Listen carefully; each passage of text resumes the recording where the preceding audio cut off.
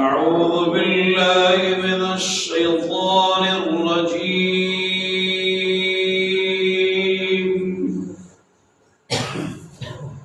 بسم الله الرحمن الرحيم.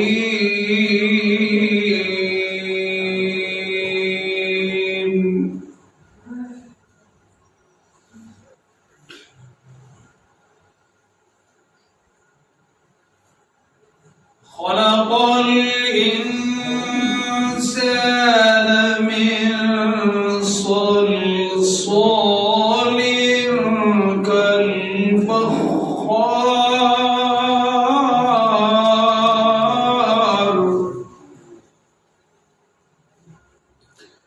وخلق الجان من مارج من نار.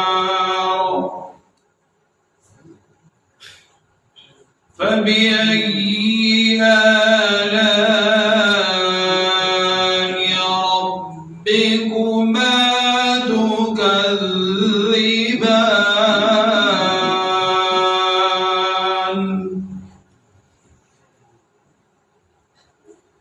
رب المشرقين ورب المغربين.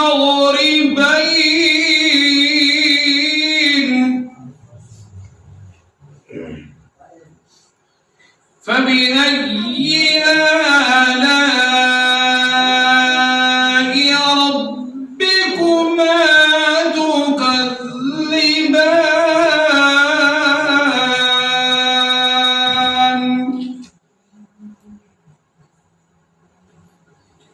مرج البحرين يلتقيان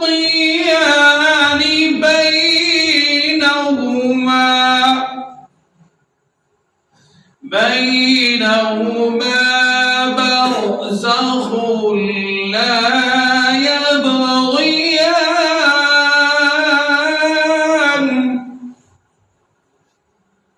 فبأي آلاء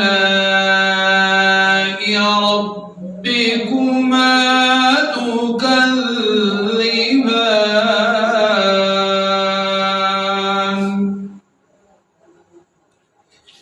يخرج منهما اللؤلؤ والمرجان.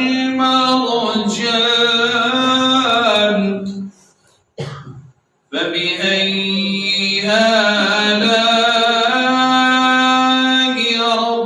ربكما تكذبان.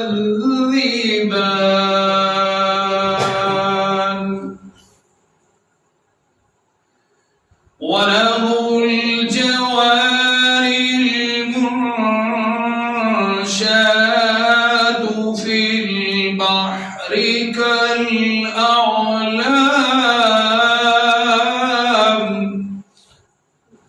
فبأي آلاء ربكما تكذبان.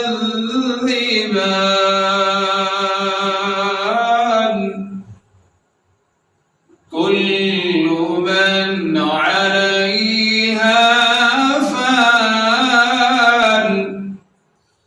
كل من عليها فان.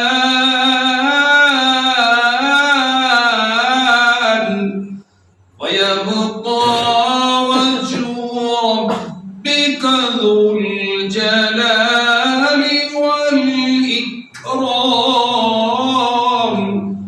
فبأي آلاء ربكما تكذبان.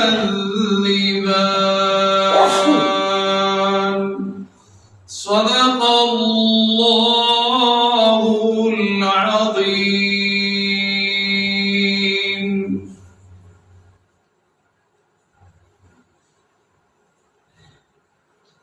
نبي أكرم شفيع أعظم نبي أكرم شفیع اعظم دکھے دلوں کا پیام لے لو نبی اکرم شفیع اعظم دکھے دلوں کا پیام لے لو تمام دنیا کہ ہم ستائے تمام دنیا کہ ہم ستائے کھڑے ہوئے ہیں سلام لے لو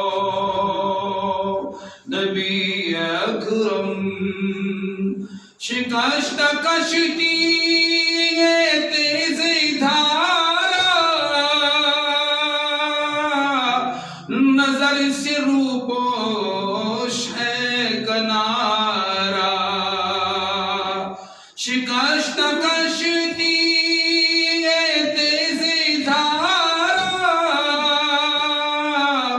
نظر سے روپوش ہے کنارا نہیں ہے کوئی نا خدا ہمارا نہیں ہے کوئی نا خدا ہمارا خبر تو خیر الانام لے لو نہیں ہے کوئی نا خدا ہمارا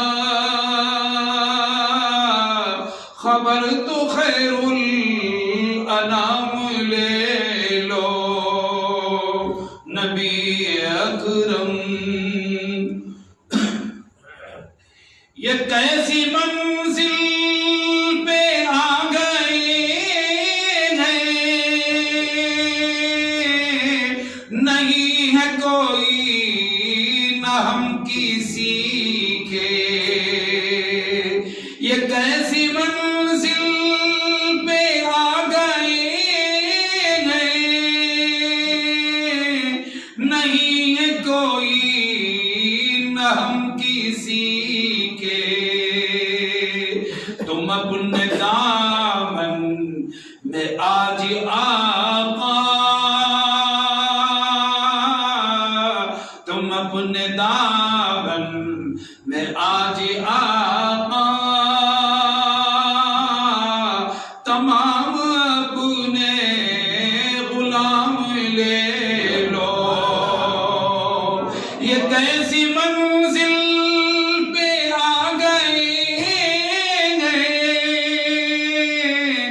نہیں ہے کوئی نہ ہم کسی کے تم اپنے دامن میں آج آقا تم اپنے دامن میں آج آقا تمام اپنے غلام لے لو نبی اکرم شفیع اعظم دکھے دلوں کا پیام لے لو تمام دنیا کہ ہم ستائے تمام دنیا کہ ہم ستائے کھڑے ہوئے سلام لے لو کبھی تقاضا وفا کا ہم سے کبھی مذاق جفا ہے ہم سے کبھی تقاضا وفا کا ہم سے کبھی مذاق جفا ہے ہم دنیا خفا ہے ہم سے، تمام دنیا خفا ہے ہم سے، خبر تو علی مقام لے لو، تمام دنیا خفا ہے ہم سے، خبر تو علی مقام لے لو، نبی اکرم شفیع اعظم دکھے دلوں کا پیام لے لو، یہ دل میں ارمان اپنے طیب، مزار اقدس پہ جا کے ایک دن، یہ دل میں ارمان اپنے طیب، مزار اقدس پہ جا کے ایک دن، سناؤ ان کو میں حال دل کا، سناؤ ان کو میں حال دل کا،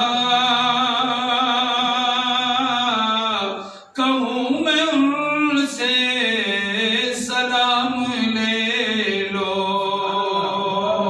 سناؤ ان کو میں حال دل کا، کہوں میں ان سے سلام لے لو، نبی اکرم شفیع اعظم دکھے دلوں کا پیام لے لو، تمام دنیا کے ہم ستائے کھڑے ہوئے ہیں، سلام لے لو۔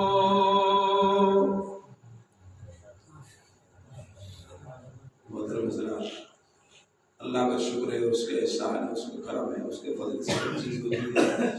آپ لوگ تشریف لائے کہ اللہ کا یہ کرم ہے، اللہ نے ہمیں اس مجلس میں بٹھایا ہے اور ان بزرگوں کی صحبت میں بٹھایا ہے، اور یہ تشریف رکھتے ہیں۔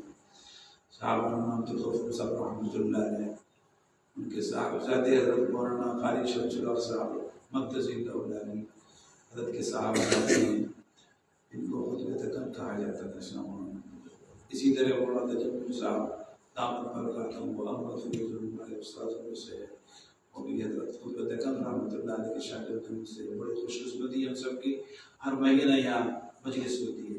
آپ حضرات آیا کریں انشاءاللہ، اجتماع سے لوگ تھکے آتے رہیں گے، ان بزرگوں کے بیانات بھی ہوں گے۔ اب ایک نعت اور موقع ہو تو پڑھ دوں۔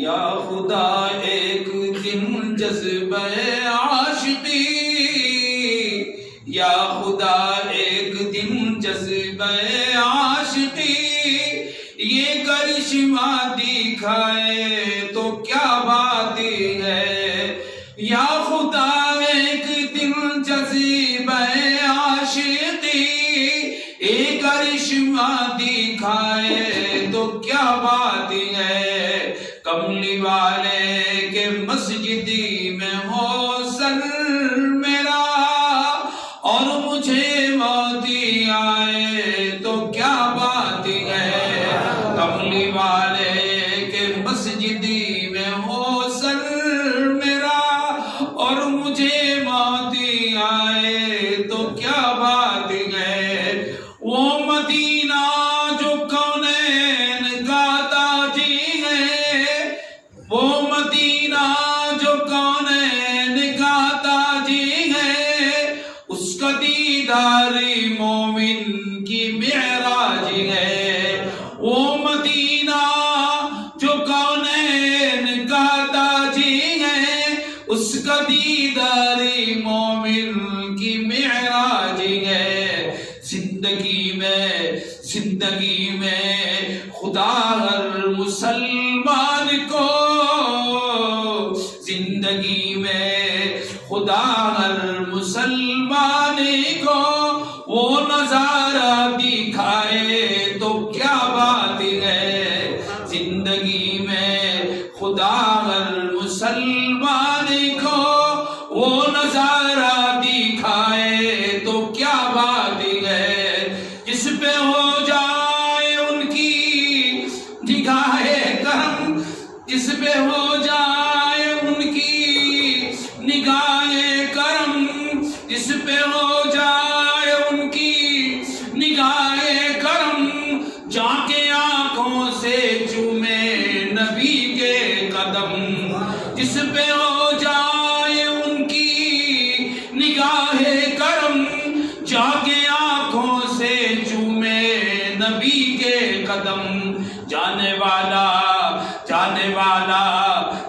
والا وہاں دل سے جائے مگر، جانے والا وہاں دل سے جائے مگر، جا کے واپس نہ آئے تو کیا بات ہے۔ جانے والا وہاں دل سے جائے مگر، جا کے واپس نہ آئے تو کیا بات ہے۔ سامنے سبز گنبد کا منظر بھی ہو، سامنے سبز گنبد کا منظر بھی ہو، لب تکبیر اللہ اکبر بھی ہو۔ سامنے سبز گنبد کا منظر بھی ہو، لب تکبیر اللہ اکبر بھی ہو۔ ایسے عالم میں زمزم سے لا کر کوئی، ایسے عالم میں زمزم سے لا کر کوئی ایک ساغر پلائے تو کیا بات ہے۔ ایسے عالم میں زمزم سے لا کر کوئی ایک ساغر پلائے تو کیا بات ہے۔ جاؤں مدینہ تو واپس نہ پھر آؤں میں، خاک ہوں خاک مدینہ میں مل جاؤں میں۔ جاؤں مدینہ تو واپس نہ پھر آؤں میں، خاک ہوں خاک مدینہ میں مل جاؤں میں۔ بعد مرنے کے انور میری قبر پر، بعد مرنے کے انور میری قبر پر ہو کھجوروں کے سائے تو کیا بات ہے۔ بعد مرنے کے انور میری قبر پر ہو کھجوروں کے سائے تو کیا بات ہے۔ یا خدا ایک دن جذیبہ عاشقی یہ کرشمہ دکھائے تو کیا بات ہے۔ کملی والے کے مسجدی میں ہو سر میرا اور مجھے موتی آئے تو کیا بات ہے۔ بسم اللہ الرحمن الرحیم۔ شروع اللہ کے نام سے جو سب پر مہربان ہے، بڑا مہربان ہے۔ فلولا انه كان من المسبحين لبث في بطنه الى يوم يبعثون۔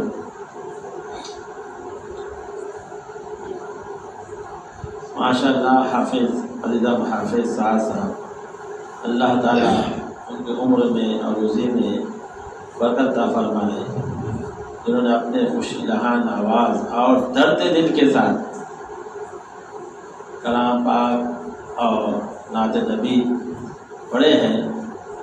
اس نے ہماری روح کو جو ہے تڑپا دیا ہے اور جو دماغ کو سکون حاصل ہوا ہے۔ یہ انہی کا وصف تھا کہ انہوں نے درد لہجے میں کلام مجید اور نعت شریف پڑھی ہے، اللہ تعالیٰ ہم کو اور اس صفتوں سے نوازے اور برکت عطا فرمائے۔ حضرات، ہماری جو مجلس ہے یہ مذاکرے کی مجلس ہے ہماری۔ حضرت قطب رحمۃ اللہ علیہ نے تو شہر شہر، قریہ قریہ، گلی گلی، کوچے کوچے میں اللہ کے ذکر کو جو عام کیا اور اہل ایمان والوں کے دلوں کے اندر اللہ کی محبت کو جو پھونکا اور اللہ کی محبت کو جو ڈالا ہے تو اس کا تذکرہ کرنا ہے۔ رہی بات علمی بات اور علمی لطائف اور نکتے، اس کے لیے حضرات علماء کرام ہیں، مفسرین ہیں، محدثین ہیں، فقیہ حضرات ہیں۔ ہم تو وہی تذکرہ کریں گے جو حضرت رحمۃ اللہ علیہ نے ساری زندگی چلتے پھرتے ہم کو بتایا ہے اور حضرت کے صحبت سے جو ہم کو حاصل ہوا ہے۔ تو یہ بڑی بابرکت مجلس ہے۔ حضرت قاضی ثناء اللہ صاحب قاضی فتح رحمۃ اللہ علیہ نے تفسیر مظہری میں ادعوا ربکم تضرعا وخفیا انہ لا یحب المعتدین کی تفسیر میں احادیث ذکر کی ہیں کہ جہاں پر ایسی مجالس ہوتی ہے فرشتے، اللہ تعالیٰ کے جو نوری فرشتے معصوم مخلوق ہے، وہ گلی کوچوں میں گھومتے رہتے ہیں، پھرتے رہتے ہیں، اور جب ذکر اذکار کی مجلس ان کو ملتی ہے تو فرشتے اس مجلس میں شامل ہو جاتے ہیں اور دوسرے فرشتوں کو آواز دیتے ہیں کہ یہاں آؤ، یہاں ہمارا مطلوب ہے، اور پھر فرشتے اس مجلس میں شریک ہو جاتے ہیں اور پھر قطار جہاں لگا کر کے آسمان تک جڑ جاتے ہیں۔ وحفت علیہ الملائکہ، فرشتے ان کو گھیر لیتے ہیں۔ اس بابرکت مجلس میں فرشتے بھی آئے ہوئے ہیں جو ہماری نظروں سے غائب ہے، اور ہمارا ایمان آمنت باللہ ملائکتہ کتبہ رسلہ، ہم نے ایمان اللہ پر، اس کے رسول پر، فرشتوں پر، کتابوں پر۔ اور جب مجلس ختم ہو جاتی ہے تو فرشتے اللہ کے حضور حاضر ہوتے ہیں۔ اللہ عالم الغیب ہونے کے باوجود بھی پھر بھی رجال کرام کے لیے پوچھتے ہیں کہ تم کہاں سے آ رہے تھے؟ تو فرشتے عرض کرتے ہیں کہ اللہ فلاں فلاں جگہ تیرا ذکر ہو رہا تھا، جب کی مجلس منعقد تھی، ہم اس مجلس میں شریک ہوئے اور وہاں سے آ رہے تھے۔ کہا کہ میرے بندے کیا کر رہے تھے؟ کہا کہ وہ آپ کا ذکر کر رہے تھے، تکبیر، تحلیل، تسبیح پڑھ رہے تھے اور آپ کی محبت مانگ رہے تھے، آپ کی طلب مانگ رہے تھے۔ وہ کہہ رہے تھے کہ اللہ ہی ہمارا مقصود ہے، اللہ ہی ہمارا موجود ہے، اللہ ہمارا معبود ہے۔ اور کیا مانگ رہا ہے کہ ہم کو کیا ہونا، ہم کو دیکھا کہ نہیں دیکھا؟ کہا دیکھ لیتے کیا ہوتا کہ اور زیادہ توجہ دھیان کے ساتھ اللہ آپ کا ذکر کرتے۔ اور کیا کہا کہ جنت مانگ رہے تھے کہ جنت دیکھا؟ کہ نہیں۔ جنت دیکھ کیا ہوتا ہے کہ اور جنت کی نعمت دیکھنے کے بعد اور کوئی اشتیاق پیدا ہوتا اور توجہ دھیان سے جنت کی طرف کرتے۔ اور کیا کرے گا؟ جہنم سے پناہ مانگ رہے تھے، کیا وہ جہنم دے گا؟ نہیں۔ اگر جہنم کے عذاب کو دیکھ لیتے، جہنم کو دیکھ کیا ہوتا ہے کہ اور زیادہ گر جاتے، روتے اور جہنم سے پناہ مانگتے۔ اللہ فرماتا ہے تم گواروں میں تمام کو بخش دیا ہوں۔ پھر کہتے ہیں اللہ فلاں فلاں صاحب آئے تھے، وہ کسی اور کام سے آئے تھے، مجلس میں اس بابرکت مجلس میں شرکت کے لیے نہیں آئے تھے، وہ کسی اور صاحب سے ملنے کو آئے تھے۔ ہوتا نا اکثر کہ کوئی کسی صاحب کو تلاش کرنے آتا ہے تو لوگ کہتے ہیں کہ فلاں فلاں پاسوڑ میں اور درگاہ کے مسجد میں جو ہے ذکر ہو رہا ہے وہاں آپ کو ملیں گے۔ وہ کہا کہ ایسی وہ ملاقات کے لیے اپنے ضرورت کے لیے آئے تھے، تو اللہ فرماتا ہے کہ میں نے ان کو ہی بخش دیا ہوں، کیونکہ ان کے پاس بیٹھنے والا محروم نہیں ہوتا ہے۔ لا یشقیٰ جلیسہ، کہ ان کے پاس بیٹھنے والا بدبخت نہیں ہوتا ہے۔ تو ایسی بابرکت مجلس ہے، کیا ہے بابرکت مجلس ہے۔ تو اللہ کی محبت حاصل کرنے کی وجہ سے، اللہ سے تعلق، اللہ سے قرب حاصل کرنے کی وجہ سے ہی۔ تو اللہ سے کیسا قرب حاصل کیا جائے، اللہ سے اپنا تعلق کیسا مضبوط کیا جائے، نبی اکرم صلی اللہ علیہ وسلم کی محبت کیسی حاصل کی جائے، آپ کی سنتوں پر شوق سے، ذوق سے، محبت سے کیسے عمل کیا جائے، تو جب تک یہ دل کے اندر شدید محبت پیدا نہیں ہوگی، ٹوٹ کے محبت پیدا نہیں ہوگی، اس وقت تک ہم فرائض، واجبات، سنت، مستحبات، سنتوں پر عمل نہیں کریں گے۔ جب اللہ کی محبت ہوگی، اللہ کے رسول کی محبت ہوگی، تو اعمال کا کرنا آسان ہو جائے گا، یہ اس کا مقصد ہے۔ اس کے لیے کیا آتا ہے، دل کے اوپر محنت کی جاتی ہے۔ دل جو ہے آخرت اور کمائی کا مین مرکز ہے۔ دل آخرت اور دنیا کی کمائی کا مین مرکز کیا ہے، قلب ہے۔ تو اللہ والوں نے جو ذکر کا طریقہ بتایا ہے، جو 4 تسبیحات جو ذکر کی جاتی ہے بالزور، جس کو کہتے ہیں ذکر بالجہر، تو اسی لیے کیا آتا ہے کہ پہلے شروع یہ نیت کی آتی ہے کہ میں دنیا کی محبت کو اور خواہشات کو اور نفسانی خواہشات کو اور ناجائز خواہشات، ناجائز تمناؤں کو، ناجائز آرزوؤں کو اپنے پیٹ کی بھیج ڈالتا ہوں۔ ذکر کیا جاتا ہے لا الہ، یہاں ساتھ توڑ جاتی ہے، اس کو یہ نیت کرنا پڑتا ہے کہ تمام ناجائز خواہشات کو اور دنیا کی محبتوں کو میں پیٹ پہ ڈالتا ہوں، اور اللہ، اللہ یعنی اللہ کا دل لگاتا ہے، دل پہ لگائی جاتی ہے، تو اس کو یہ نیت آتی ہے کہ میں اللہ کی محبت کو دل میں بٹھاتا ہوں، بساتا ہوں۔ تو پہلا عمل کیا ہوا کہ ہم اپنی نیتوں کو صاف کریں، نیتیں اچھی رکھیں۔ جیسی نیت جتنی اچھی نیت ہوگی، اتنی پاک صاف نیت ہوگی، اتنا ہی عمل کے اندر وزن پیدا ہوگا۔ انما الاعمال بالنیات، عمل اعمال کا دار و مدار نیتوں پر ہے۔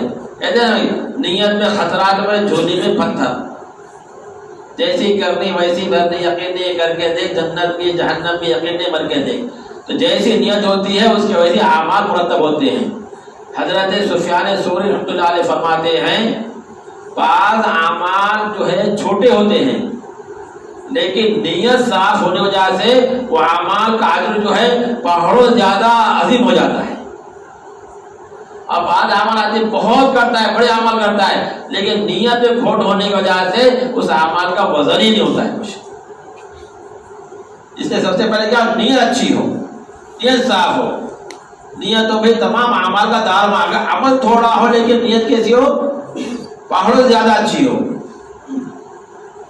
تو اعمال کے جو اجر ہے، ثواب ہے، اور اللہ کا جو قرب حاصل ہونا ہے، آپ سب محبت حاصل ہونا ہے، تو اس کے لیے کیا ہے، پہلے سب سے پہلے نیت اچھی ہونا چاہیے۔ تو تمام اعمال کا بخاری شریف کی جو پہلی حدیث ہے اسے یہ انما الاعمال بالنیات، جس نے تمام اعمال کا نیتوں پر ہے، جس نے جیسی نیت کرے گا ویسا اس کو اجر اور ثواب ملے گا۔ تو پہلا کیا ہوا درجہ، نیتوں کا صاف کرنا۔ ہاں، تو ذکر جہر کا مطلب کیا ہے، کہ اللہ کی محبت کو دل بتانا ہے۔ تو ہمارے اکابرین نے جو زور سے جو اپنے ذکر بالجہر کا جو طریقہ بتائے ہیں، اسی لیے بتائیں کہ بار بار ہم ذکر کرتے رہیں گے تو دل نرم ہو جائے گا اور اللہ کی محبت دل میں آ جائے گی۔ اللہ کی مطلب کیا پھر اس مجلس کا، کہ ہم اللہ کو پانا چاہتے ہیں، اللہ کو حاصل کرنا چاہتے ہیں، اور اللہ ہم کو مل گئے تو دنیا بھی ہماری بن گئی اور آخرت بھی ہماری بن گئی۔ اس لیے اللہ تعالیٰ نے سکھلایا ہم کو کہ ہم دعا کیسی کریں۔ اللہ نے بھی کہا ربنا آتنا فی الدنیا حسنہ وفی الآخرۃ حسنہ، کہ اللہ دنیا میں بھی عیش آرام عطا فرما اور آخرت میں بھی عیش آرام عطا فرما، کہ بائیں ہاتھ میں ہمارے لڈو ہو اور سیدھے ہاتھ میں ہمارے لڈو ہو، دنیا میں یہ کہ اندر عیش و آرام ہو، آخرت میں عیش آرام ہو۔ وقنا عذاب النار، کہ اللہ ہمارے اعمال تو ایسے نہیں ہیں کہ ہم جہنم سے بچ جائے، آپ اپنے فضل سے، کرم سے ہم کو جہنم کی آگ سے بچا دیں۔ تو پہلا تو ہوا ذکر بالجہر، جس کے اندر 4 تسبیحات ہے۔ لا الہ الا اللہ کا پہلی تسبیح بھی علم اللہ ہے، بھی اللہ واللہ ہے۔ اللہ واللہ نے پہلی ضرب جو ہے دل کے اوپر ہے، دوسری ضرب جو ہے روح کے اوپر ہے، اور آخر تسبیح اللہ ہے، یہ ذکر بالجہر ہوا۔ اور اس کے بعد اس کی تاثیر ایسی ہے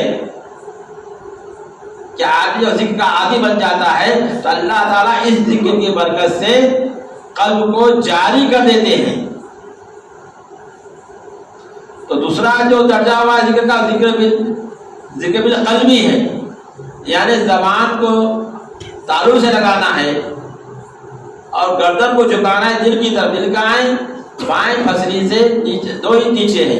ہمارے حضرت اللہ علیہ بات سامنے بٹھا کر کے بتاتے تھے انگلی رکھ کر کے دیکھو یہ تمہارا دل ہے، اور دل سے اللہ اللہ اللہ کرنا ہے.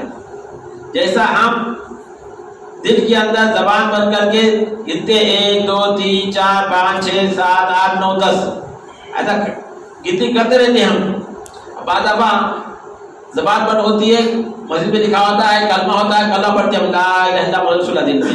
تو ایسا دل سے کرنا ہم کو اللہ اللہ اللہ. تو اس کے لیے حضرت فرماتے تھے کہ وضو کی شرط نہیں ہے، حتیٰ کہ طہارت کی بھی شرط نہیں ہے. اور اٹھتے بیٹھتے چلتے پھرتے 8 پیر ہو اللہ اللہ اللہ ہو تو اللہ اللہ کرنا ہے. اس سے کیا اس کی آپ مشق کرتے رہیں گے، اس کی آپ محنت کرتے رہیں گے، روزانہ آپ 4000 5000 10,000 مرتبہ پڑھتے رہیں گے تو دل آپ کا جاری ہو جائے گا. دل اللہ اللہ کرنے لگے گا. دل کیا ہے؟ حضرت شاہ اللہ صاحب محدث اللہ فرماتے ہیں دل جو ہے یہ تجلیات ربانی کی گزرگاہ ہے. دل تجلیات ربانی کی کیا ہے؟ گزرگاہ ہے. تو دل کیا ہمارے حضرت اللہ فرماتے ہیں کہ اللہ تعالیٰ نے دل کو جو ہے قلب کو جو ہے اپنے لیے بنایا ہے اور ہم اس کو دنیا میں لگاتے ہیں.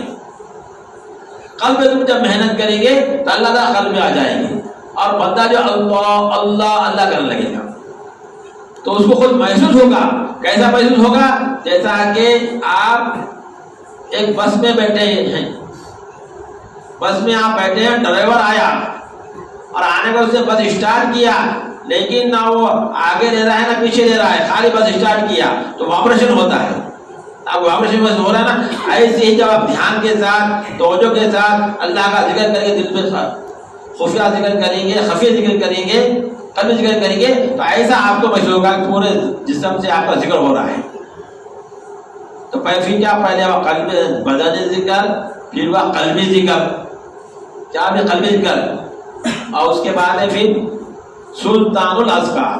سلطان کا ذکر کیا ہے کہ آپ جہاں ذکر کر رہے ہیں ایسے توجہ دھیان کے ساتھ ذکر کر رہے ہیں کہ آپ کا بدن بھی ذکر کر رہا ہے، آپ کا دل بھی ذکر کر رہا ہے، اور آپ جہاں بیٹھے ہیں جس جگہ بیٹھے ہیں چٹائی پہ بیٹھے ہیں چٹائی ذکر کر رہی ہے اور در و دیوار ذکر کر رہے ہیں. اس کو کہتے ہیں سلطان الاذکار. تو قاری تیز رحمۃ اللہ علیہ نے ہوتے دارالدیوان نے اپنے ملفوظہ لکھے کہ بندہ ایسا ذکر کرتا ہے تو اللہ تعالیٰ کہتا ہے کہ بندے نے مجھے ایسا یاد کیا جیسا کہ اس کو یاد کرنے کا حق ہے. اس وقت کا اللہ کہنا عرش میں بھاری ہو جاتا ہے. اس کو سلطان الاذکار. اور ایسے واقعات ہوئے ہیں. ہمارے دادا پھر شیخ الاسلام حضرت مولانا حسین رحمۃ اللہ علیہ کے سوال حیات میں پڑھنے میں آیا ہے کہ آپ اس جگہ جلسہ تھا جمعیت علماء کا، اور ہمارے قسم کے اس میں مسلم بھی تھے، غیر مسلم احباب بھی تھے، قائدین. آپ سے فارغ ہونے کے بعد عشاء کی نماز پڑھ کر کے جہاں آپ کا قیام تھا وہاں آپ قیام کیے تو ساتھ میں آپ کے کمش خیرات ایک لیڈر بھی تھا، قائد بھی تھا، اور وہ تھا مسلم لیگ کے خیرات کمش خیرات کے تھے. آپ رات 2 بجے رات کے آپ کی جب نیند ہوشیار ہوئی آپ نے جو ہے اپنے وضو کیا تہجد کی نماز ادا کیے اور جب ذکر شروع کیے ذکر جہری لا الہ الا اللہ تو تھوڑی دیر بعد اس کی نیند ہوشیار ہو گئی. وہ کیا دیکھتا ہے کہ حضرت ذکر کر رہے ہیں، حضرت کے ساتھ حضرت کا بستر ذکر کر رہا ہے اور در و دیوار ذکر کر رہے ہیں. وہ فوراً جب حضرت جب ذکر سے فارغ ہو گئے حضرت کے قدموں میں گر گیا اور تائب ہو گیا. یہ سلطان اذکار ہے. اور تیسرا ذکر چوتھا ذکر ہے ذکر آرہ. وہ ذکر آرہ آپ نے بہت کم سنے، یعنی بدن کا ہر جب ذکر کرتے وقت بدن کا ہر اعضاء جو ہے الگ ہو جاتے ہیں. یہ ہم سنتے تھے لیکن ایک دفعہ کیا ہوا، ہم جب 1984 کی بات ہے، ہم محبوب نگر میں تھے تو ہمارے مدرسے کے ناظم ابراہیم سیٹھ بڑے نیک آدمی متقی پرہیزگار تھے اور جماعت سے ان کا بڑا تعلق تھا اور اکابرین کی بڑی عزت و قدر کرتے تھے. انہوں نے خود اپنا واقعہ سنایا کہ بولے مولانا میں راجستھان کا جماعت لے کر کے، وہ جماعت کا امیر تھا. اب جس مقام پہ ہم پہنچے تو اس کے بعد وہاں پر پہنچنے کے بعد وہاں کے امیر صاحب آنے کا ہماری ملاقات ہوئی، مشورہ ہوا. تو مشورے میں نے کہا کہ امیر صاحب آج رات آپ نے یہاں پر قیام کرنا مسجد میں، ہم نئے لوگ ہیں. امیر صاحب کہا میری مجبوری ہے، میں رات کو قیام نہیں کرتا. کہا یہ کیا مجبوری؟ کہا کہ نہیں میری مجبوری ہے. کہا کیا مجبوری؟ کہا کہ میں ذکر کرتا ہوں تو برداشت نہیں ہوگا. انہوں نے کہا کہ ہم تو حیدرآباد سے یہاں تک کہ آتا کہ لاکھوں مرتبہ ذکر ہوا تو کوئی پریشان نہیں ہوا، ہم کو کوئی پریشانی ہے، اب تم ذکر کریں ہم کو کیا پریشانی ہوگی؟ کہا کہ ہمارا حکم ہے تم جو ہے یہاں رات کو قیام کرنا. کہا تمہارا حکم ہے ٹھیک ہے. اور رات کو قیام کی انہوں نے، اور رات میں 2-2:30 بجے امیر صاحب اٹھے جو مقامی امیر صاحب تھے راجستھان کے، جس مقام اٹھے رہتے. کہا وضو کرنے میں جب ذکر شروع کیے اور ذکر تھوڑی دیر ہو گئی، یہ جب اٹھے جماعت بعد کیا دیکھتے ہیں کہ سر الگ، پیر الگ، دھڑ الگ، آزم الگ. پھر وہ دیکھ لیا کہ امیر صاحب نے خطر کیا، سب بھاگے وجہ سے باہر. میں خود موجود تھا. اور اس کے بعد جب ہم تھوڑی دیر بعد آئے کیا دیکھتے ہیں کہ امیر صاحب بیٹھے ہوئے ہیں تسبیح پڑھتے ہوئے خاموش. تو ذکر اللہ ہے. تو یہ ذکر کی قسمیں ہیں، یہ ذکر معمولی ذکر نہیں ہے. ہمارے رحمۃ اللہ علیہ فرماتے تھے ذکر بالجہر جو ذکر کیا جاتا ہے تو دل اتنا متاثر ہوتا ہے، اتنا نرم ہوتا ہے جیسا کہ لوہا جو ہے اپنے گھن کے ذریعے سے لوہے کو نرم کرتا ہے. اور ذکر خفی سے درجہ بلند ہوتے ہیں اور دل چالو ہوتا ہے. بعض ایسا ہوتا ہے کہ آپ سویا لے ہیں، سونے سے پہلے آپ نے قلبی ذکر چالو کر کے سو گئے. بعض دفعہ آپ دین میں ہیں لیکن اللہ جو باغ سنے آتا ہے. اس کے لیے محنت مجاہدہ کرنا پڑتا ہے.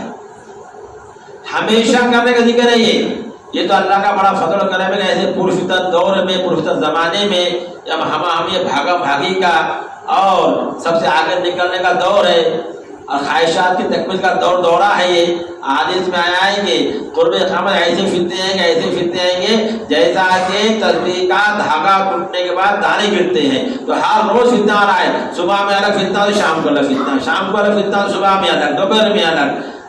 تو فتنوں کا دور ہے یہ. تو فتنوں کے دور میں ایسی مجلس ہو رہی ہے کہ بہت غنیمت مجلس ہے. یہ کیا ہے؟ بہت غنیمت مجلس ہے. ان مجلسوں میں بیٹھنا خوش قسمتی کا علامت ہے. تو یہ مجالس جو ہے اللہ تعالیٰ سے تعلق حاصل کرنے کے لیے، اللہ کا قرب حاصل کرنے کے لیے. تو ذکر اذکار کا یہ مقصد ہے، جس کے لیے محنت مجاہدہ کرنا پڑتا ہے. ہمارے اسلاف نے بہت مجاہدہ کیے، بہت محنت کیے، تب وہ اس مقام میں پہنچے ہیں. مجد ملت حکیم الامت حضرت مولانا اشرف رحمۃ اللہ علیہ کو کے بعد آئے ان کے خلیفہ نے خط لکھا کہ حضرت میں روزانہ 1,00,000 مرتبہ جو ہے اللہ کا ذکر کر رہا. کتنے مرتبہ؟ 1,00,000 مرتبہ.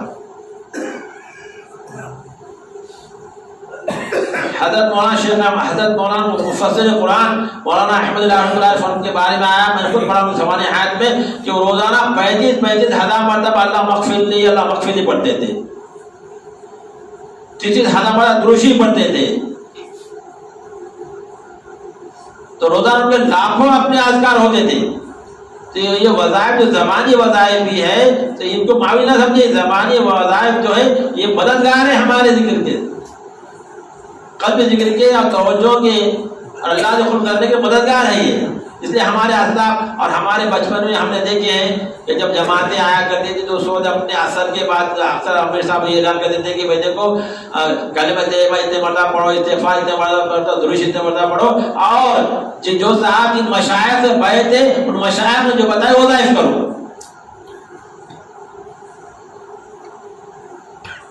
تو یہ وظائف جو ہے کیا ہے معلوم ہے؟ میگنیٹ اللہ کی رحمت کو کھینچتے ہیں، اللہ کی رحمت کو کھینچتے ہیں.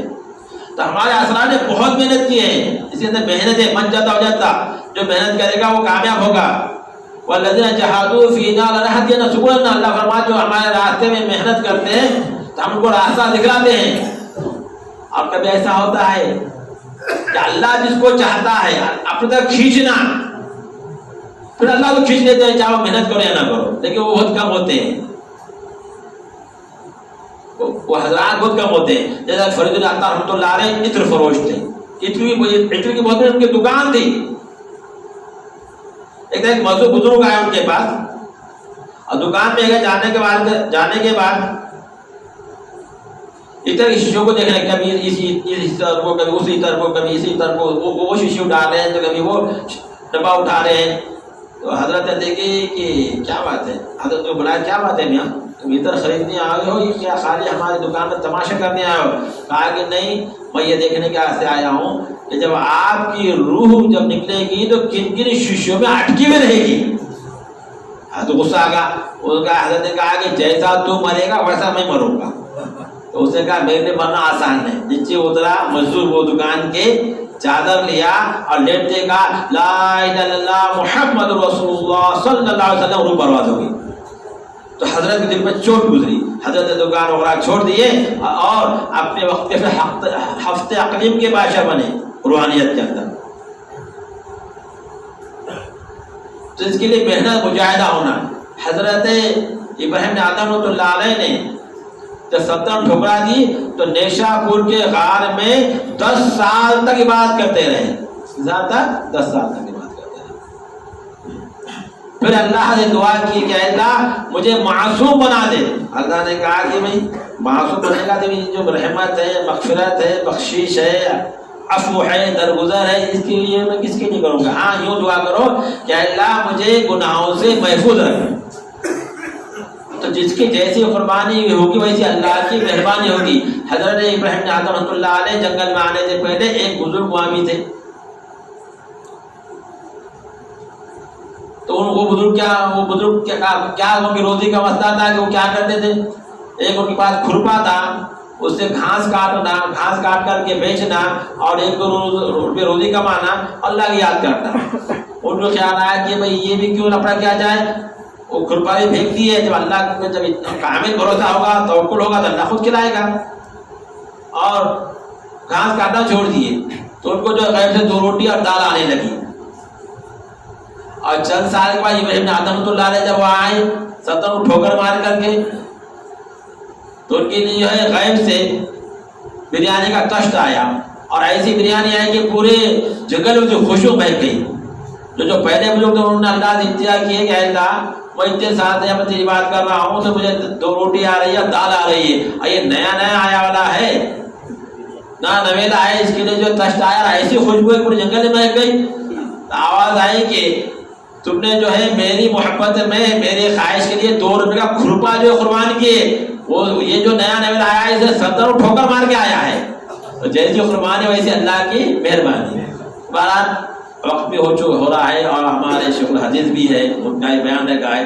بتانے کا مقصد یہ، ذکر افطار کا مقصد یہ ہے کہ اس میں محنت اور مجاہدہ ضروری ہے، اور محنت مجاہدہ اور اتباع سنت. اس کا ہمارا مقصد یہی ہے کہ ہمارے حضرت فرماتے تھے ذکر اذکار کا اور اللہ کی محبت حاصل ہونے کا مطلب یہ ہے کہ ہم فرائض، واجبات، سنتیں شوق سے، ذوق سے اور آسانی سے کرنے والے ہم بن جائیں مرتے دم تک. کب تک؟ مرتے دم تک. یہ مقصد ہے ہمارا.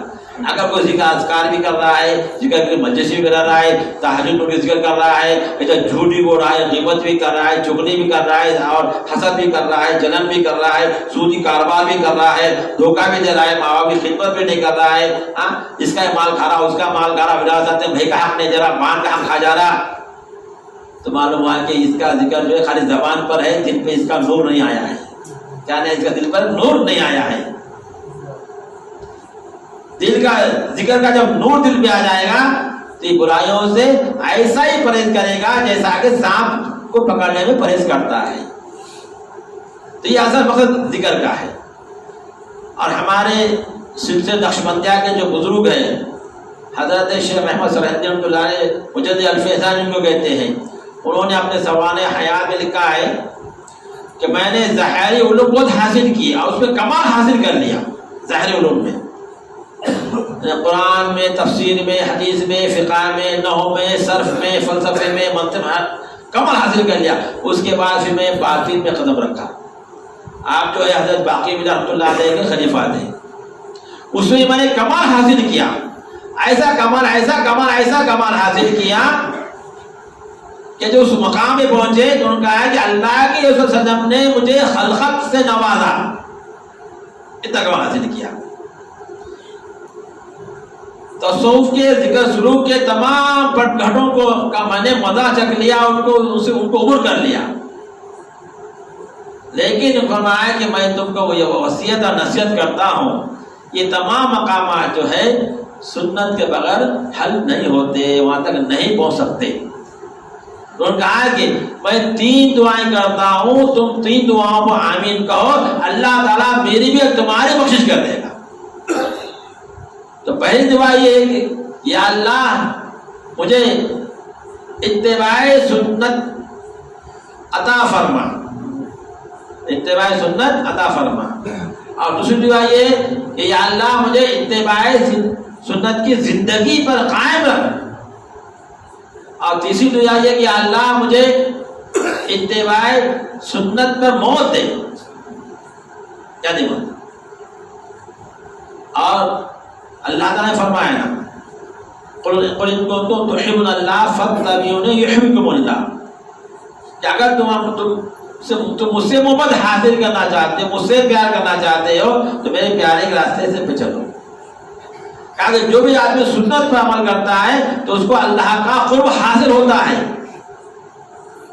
مسجد میں آ رہا ہے اور سیدھا پیر رکھ رہا ہے اور داخل ہو رہا ہے، دعا کہ اللہ مغفر لی وافتح لی ورحمتی کا، اور نبی جو سنت رہتے کا پڑھ رہا ہے تو کہا کہ یہ سنت پہ عمل کر رہا ہے سیدھا پیر داخل کرنے سے تو اللہ کا اس کو قرب حاصل ہو رہا ہے. حتیٰ کہ اگر وہ بیت الخلاء میں جا رہا ہے، بایاں رہا پیر داخل کرنے میں سے دعا کر رہا ہے تو دعائے اللہم انی اعوذ بک من الخبث والخبائث سنت ہے، اور نکلتے وقت سیدھا پیر داخل کر باہر رکھ رہا ہے اور دعا کر رہا ہے، سنت عمل کر رہا ہے تو اللہ کا قرب حاصل ہو رہا ہے اس کو. تو ہمارے اسلاف کی زندگی یہ ذہن سے نکال لو کہ طریقت الگ ہے، شریعت الگ ہے، بلکہ طریقت کے معنی یہ ہے کہ اللہ کا ذکر اور اذکار کر کے اللہ کی محبت حاصل کر کے شریعت کے اعمال میں جان پیدا کرنا ہے، شریعت چھوڑنا نہیں ہے. کوئی اگر شریعت چھوڑتا ہے سمجھ جاؤ کہ کوئی یہ کہتا ہمارے پاس ایک فرقہ ایک صاحب آئے تھے، ان کی ہماری بات کی، میں نے کہا ابھی آپ نماز کیوں نہیں پڑھے؟ ہم مولانا ہم دن میں نماز پڑھتے. میں نے تمہیں ٹوکرا بھر کے میرے سامنے کھانا کھائے یہ دن میں کیوں نہیں کھانا کھائے؟ میں بچے کتنے 4 بچے تو دن میں بچے پیدا کرے. تو نئے اپنے اس یہ لین جو ہے نا اس کے لین کے اندر بعض لوگ کیا ہے کہ اپنے بھٹک جاتے ہیں، گمراہ ہو جاتے ہیں. بس اس لین کے اندر کیسا ہے، اتنا علم حاصل کرو جس سے اپنی گاڑی چل جائے. اب وہ ادھر ٹانگ ڈالنے کی ادھر ہاتھ ڈالنے کی کوشش کریں گے نا تو بھٹک جاتے ہیں. کیا کرتے ہیں؟ تو ہمارے اسلاف ہمارے اکابرین سے مرتے دم تک کوئی سنت نہیں چھٹی ہے. ایک واقعہ بتا کر اپنی بات میں مکمل کرتا ہوں. حضرت مرزا جان رحمۃ اللہ علیہ بہت بڑے بزرگ گزرے ہیں. پرانے دہلی میں ان کی مزار ہے، ہم اس مزار میں پہنچے تھے اور ہمارے ساتھ جو ہے ہمارے احباب ہے وہ بھی تھے، ہمارے ساتھ تھے. 2-4 سال پہلے کی بات ہے. جامع کا جو گیٹ ہے باب عبداللہ امام صاحب کے نام پہ جو گیٹ، اس گیٹ سے اگر آپ سیدھا چلیں گے تو وہی خانقاہ ہے، آپ کی خانقاہ محلہ ہے، وہاں حضرت مزار ہے. آپ بڑے نازک مزاج تھے اور رحمۃ اللہ علیہ کے زمانے کے بزرگ تھے، بڑے اتنے نازک مزاج کے تھے آپ. ایک دفعہ بادشاہ ان کے پاس آیا اور بیٹھا آپ کے پاس، کہا کہ بیٹھنے کے بعد مجھے پیاس لگی، مٹکا تھا اس پر سانک رکھی ہوئی تھی، کہا جاؤ پانی پی لو. پانی پی لیا، پانی اس نے پیارا آ کر بیٹھا کہ حضرت کچھ مجھے نصیحت فرمائیے. حضرت نے کہا کہ کیا نصیحت کرنا تمہارے کو، تم بادشاہ ہو، تم کو جو ہے مٹکے پر پلیٹ برابر رکھنا نہیں آئی، تم نے تیڑی رکھ دیا جس کی وجہ سے میرے سر میں درد ہو گیا. ایک پٹھانوں کے مرید تھے، وہ سال میں وہ حضرت خدمت میں ہمیشہ آ کرتے تھے. تو حضرت نے کہا کہ حضرت مجھے کچھ نصیحت کیجیے. حضرت کہا کہ تم عمل کریں گے؟ کہا ٹھیک ہے. کہا تم سال میں کتنے دفعہ مجھے ملاقات کے لیے آتے ہیں؟ کہا 2 دفعہ. کہا 1 ہی دفعہ آیا کرو. بولے کیوں؟ تم اتنا کھاتے تمہارا کھانا دیکھ کر کے میں جو ہے مجھے موشن لگ جاتے ہیں. اور دہلی میں آپ نکلتے تو پالکی میں نکلتے تھے، بدلے لگے ہوتے تھے. کیوں؟ حضرت فرماتے کہ دہلی والے اتنے بد نظمی حیالے ہیں اور اتنے بے ترتیب مکان بنائے ہیں کہ کس کا آگے ہے تو کس کا پیچھے ہے، کس کا ٹیڑھا ہے، کس کا گول ہے. ان عمارت کو دیکھ کر کے بے سلیقے کی عمارتیں دیکھ کر کے بے سر تکلیف پیدا ہوتی ہے. یہ عالم ہے.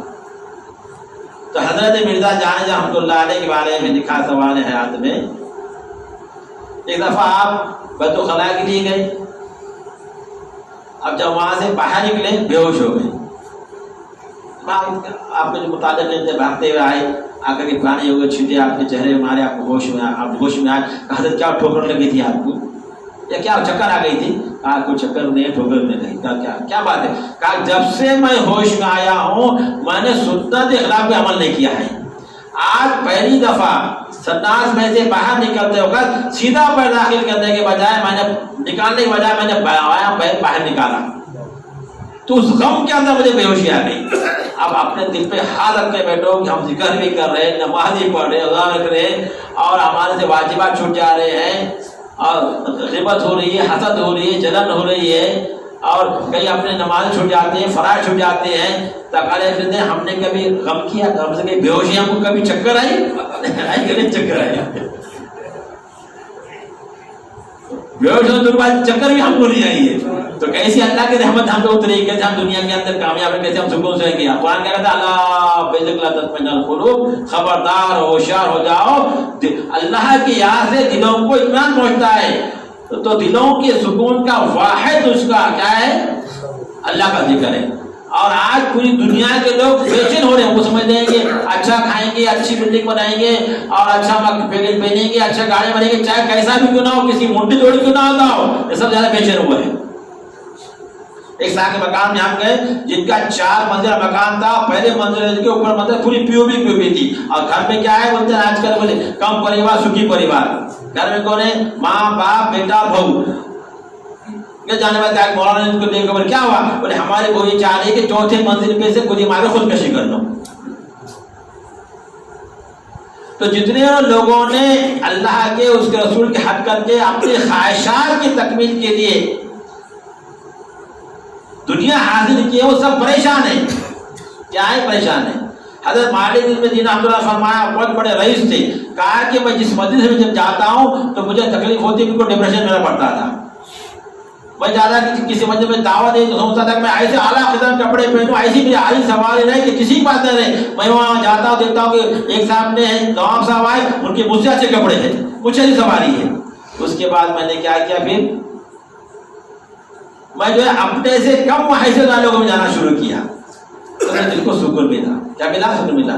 اور آج آپ یقین مانو میں میڈیکل بیٹھتا ہوں تو روزانہ تقریباً 25-50 نوجوان آ رہے ہیں کہ ہم کو نیند نہیں آ رہی ہے، نیند کی گولیاں دو ڈاکٹر صاحب۔ تو ڈپریشن کو ختم کرنے کا واحد اس کا اللہ کا ذکر ہے۔ اور قرآن کی جو میں شروع میں آیت تلاوت کیا تو اس کا ترجمہ یہ ہے، اللہ فرماتا ہے کہ فَلَوْلَا أَنَّهُ كَانَ مِنَ الْمُسَبِّحِينَ لَبِثَ فِي بَطْنِهِ إِلَىٰ يَوْمِ يُبْعَثُونَ، کہ یونس علیہ السلام اگر مشرق کے پیٹ میں اللہ کا ذکر نہیں کرتے، اللہ کو یاد نہ کرتے، تو قیامت تک مشرق کے پیٹ میں رہتے۔ ہمارا ذکر کرنے کی وجہ سے ہی، ہم کو یاد کرنے کی وجہ سے اللہ تعالیٰ نے مچھلی کے پیٹ سے ان کو باہر نکالا، اور آج ہر ایک کا اللہ ایک مچھلی کا پیٹ ہے، ان پیٹوں سے نکالنا چاہتے ہیں، تو اللہ کا ذکر چلتے پھرتے اٹھتے آٹھ پیر کرتے جاؤ۔ بارہ سے مختصر باتیں تھی جو ہمارے شیخ بتائی ہوئی، میں نے آپ کو بتایا ہوں۔ اب ہمارے شیخ الحدیث ہیں، میں ان کے بیان سننے کے لیے آیا ہوں، ان سے فیض حاصل کرنے کے لیے آیا ہوں، اور یہ جو کچھ میں نے کہا وہ ہم حضرات کی توجہ میرے طرف تھی، تو میں نے آپ سامنے ذکر کیا۔ بظاہر میری زبان ہے، لیکن الفاظ اور جو کچھ موضوع نکلا ان حضرات کی توجہ کا اور دھیان کا نتیجہ ہے۔ لاہور میں ایک بزرگ تھے، وہ یہ چلتے پھرتے کہتے تھے کہ لاہور میرے ہتھیلی میں آئی پلٹ دوں گا، لاہور میرے ہتھیلی آئی پلٹ دوں گا۔ تو ایک بزرگ وہاں پر آئے تو ان لوگوں کا حضرت دیکھو بنا تھا اپنے تیسری آنکھ سے، یہ سچی مچی ہے، اس کے اندر طاقت ہے، چکا پھینک رہا ہے۔ انہوں نے دیکھا اپنے توجہ سے تیسری آنکھ سے، دل کی آنکھ سے، تو کہا کہ اس میں تو طاقت نہیں ہے۔ پھر انہوں نے دیکھا اس کے شیخ کو، تو کہا شیخ میں طاقت نہیں ہے، دادا پیر کو، دادا پیر کو طاقت لاہور کیا پورے ہندوستان پڑھ سکتے ہیں، پورے ہندوستان کو وہ پڑھ سکتے ہیں، ایسے وہاں طاقت ہے۔ تو یہ حضرات کی توجہ تھی، تو ہم نے بول دیا، ورنہ ہم تو اب کیا ہے، خالی ڈھول ہے۔ اللہ تعالیٰ ہمارے دلوں کو منور بنائے، اللہ تعالیٰ اپنی محبت ہمیں عطا فرمائے، تعلق عطا فرمائے، اللہ ہمارے خطاؤں گناہوں کو معاف فرمائے۔ الحمدللہ رب العالمین، والصلاة والسلام على سیدنا وحبیبنا وقدوتنا وامامنا محمد الذي لا نبی ولا رسول بعده ولا شریعة بعد شریعته ولا کتاب بعد کتابه فدا أبي وأمي وعلى آله وأصحابه أجمعين. أعوذ بالله من الشيطان الرجيم. بسم الله الرحمن الرحيم. وسارعوا إلى مغفرة من ربكم وجنة عرضها السماوات والأرض أعدت للمتقين. صدق الله العظيم. الحمدللہ ابھی حضرت سے ہم استفادہ کر رہے تھے. اللہ تعالیٰ جو ہے نا حضرت کی عاجزی اور حضرت کی قیمتی باتوں سے ہم نے بہت فائدہ اٹھایا. اللہ تعالیٰ ہم سب میں بھی عاجزی پیدا فرمائے. ہمارے نظام کا ایک بڑا مسئلہ عاجزی ہے. چند باتیں بہت دل سے، یہ ایک ایسی مجلس ہوتی ہے جس میں مذاکرہ کرنا، فائدہ اٹھانا، ایک دوسرے کے سامنے ذکر کرنا. یہ کوئی واعظ بیان وغیرہ کی مجلس نہیں ہے، بلکہ مذاکرہ کرنا جیسے حضرت نے ابھی کیا. کچھ اپنی زندگی میں بدلاؤ آ جائے، اللہ کی محبت پیدا ہو، اللہ کی یاد کی یہ مجلس ہے. جو آیت کریمہ میں نے تلاوت کی ہے اس میں اللہ تعالیٰ ہم سب سے کہہ رہے ہیں. اصل یہ آیت میں نے اس لیے انتخاب کیا کہ حضرت کی جو بات تھی وہ اس سے پہلے آیت میں تھی جس میں اطاعت رسول، سنت رسول، سنت کی اتباع ہی اصل ہے. دین کا خلاصہ سنت کی اتباع ہے. اگر کوئی ہوا میں بھی اڑتا ہوا دکھے اور کچھ کرشمے بھی دکھائے، لیکن اگر وہ سنت پہ عمل نہیں کر رہا ہے تو وہ شیطان ہے، مومن نہیں ہے. سنت پہ عمل یہ ہے کرامت، بلکہ ایک سنت پر عمل کرنا 1000 کرامتوں سے بہتر ہے. ایک طرف ایک آدمی آپ کو کرامتیں دکھائے، ہوا میں اڑے، اشارے کرے تو درخت جھک جائے، یہ ہو جائے، سب ہو جائے، لیکن اس کا عمل اگر سنت پہ نہیں ہے تو نہیں ہے.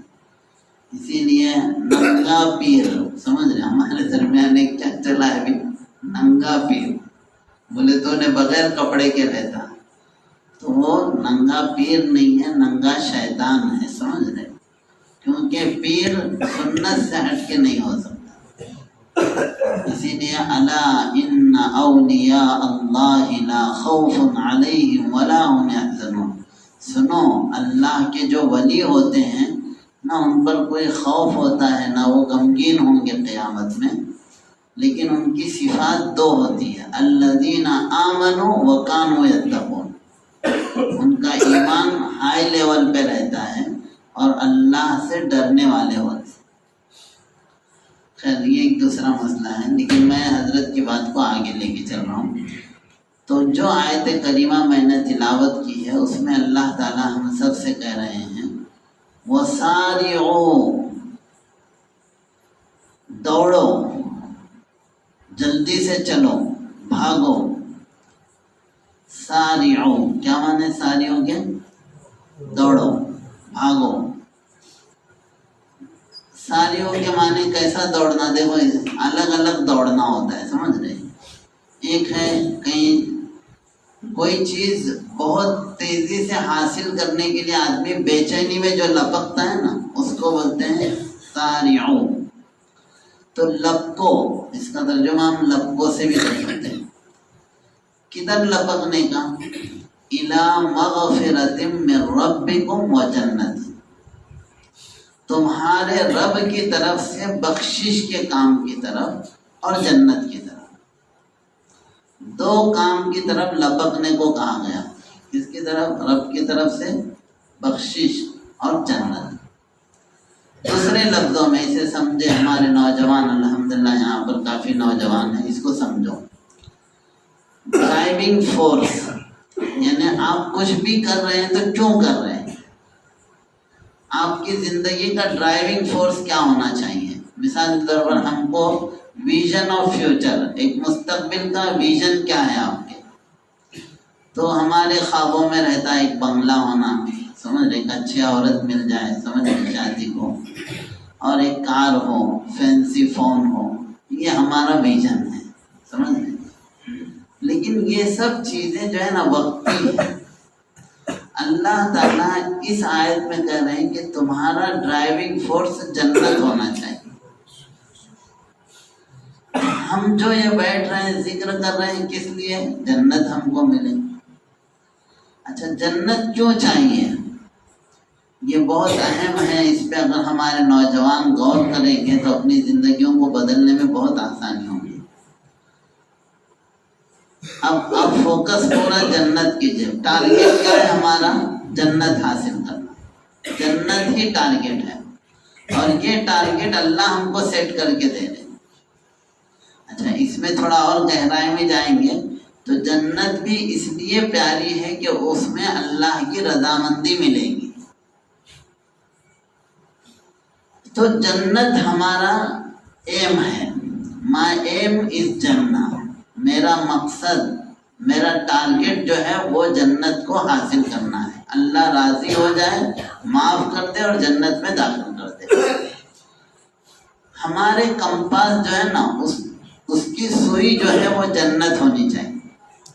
کچھ بھی کرے وہیں سوئی رہنا چاہیے، وہاں سے ہٹ گئی سوئی تو ہم برباد ہیں۔ جو بھی کام آپ کر رہے ہیں وہ کیا ہونا چاہیے مقصد؟ کہ اس سے اللہ کی مغفرت اور جنت ملے گی یا نہیں ملے گی۔ تو جنت ہمارا ایم ہے، ہمارا مقصد ہے۔ اب جنت بنتی کیسے ہے؟ جنت کیسی چیز ہے؟ کیا چیز ہے جنت؟ اس وقت سب میں زیادہ ضرورت ہے کہ ہم جنت اور جہنم کا تذکرے پہ غور کریں ذرا۔ اللہ تعالیٰ کی خوشی کی جو جگہ، اللہ کا جو مہمان خانہ ہے وہ جنت ہے۔ اچھا کیوں جنت چاہیے؟ اصل جنت مومن کا پرماننٹ ہاؤس ہے۔ وہاں پر سمجھ رہے، وطن دو طرح کے رہتے، ایک وطن وہ ہوتا جو پرماننٹ ایڈریس کہ آپ جہاں رہتے ہیں، جہاں پیدا ہوئے، جہاں آنا ہے، اور ایک ہے کام کے لیے آپ کہیں گئے، بمبئی پونا ادھر ادھر کام کے لیے گئے، تو اسے وطن اقامت بولتے ہیں۔ وطن اقامت میں آدمی کیا ہے؟ کام کے لیے ٹھہرا ہوا، جیسے کام ہوا واپس آئیں گے۔ تو ہمارا اصل ایڈریس کہاں کا ہے؟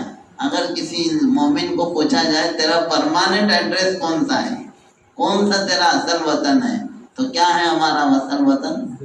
جنت۔ جنت سے ہمیں بھیجا گیا دنیا میں امتحان کے لیے، اب یہ امتحان پاس کر کے واپس اپنے کو جنت میں جانا ہے۔ اسی لیے صبح سے شام تک یہ سوچو کہ جو بھی میں عمل کر رہا ہوں اس سے ایسا تو نہیں کہ میں جنت کے راستے سے ڈائیورٹ ہو رہا، میرا میپ کہیں غلطی تو نہیں کر رہا ہے، سمجھ رہے، کہیں غلط روڈ پہ تو نہیں جا رہا ہوں میں۔ جو بھی کام کر رہے ہیں آپ، یہاں تک کہ فون بھی آپ کے ہاتھ میں ہے تو اس پہ غور کرو، کہیں یہ فون مجھے جنت سے ڈائیورٹ تو نہیں کر رہا ہے، جنت کے راستے سے دوسرے راستے پہ تو نہیں ڈال رہا ہے، جہنم کے راستے پر تو نہیں ڈال رہا ہے۔ اللہ کے رسول صلی اللہ علیہ وسلم کی پوری زندگی یہی فکر تھی کہ میرا ہر امتی اس راستے پر آئے جو جنت کی طرف لے جاتا ہے۔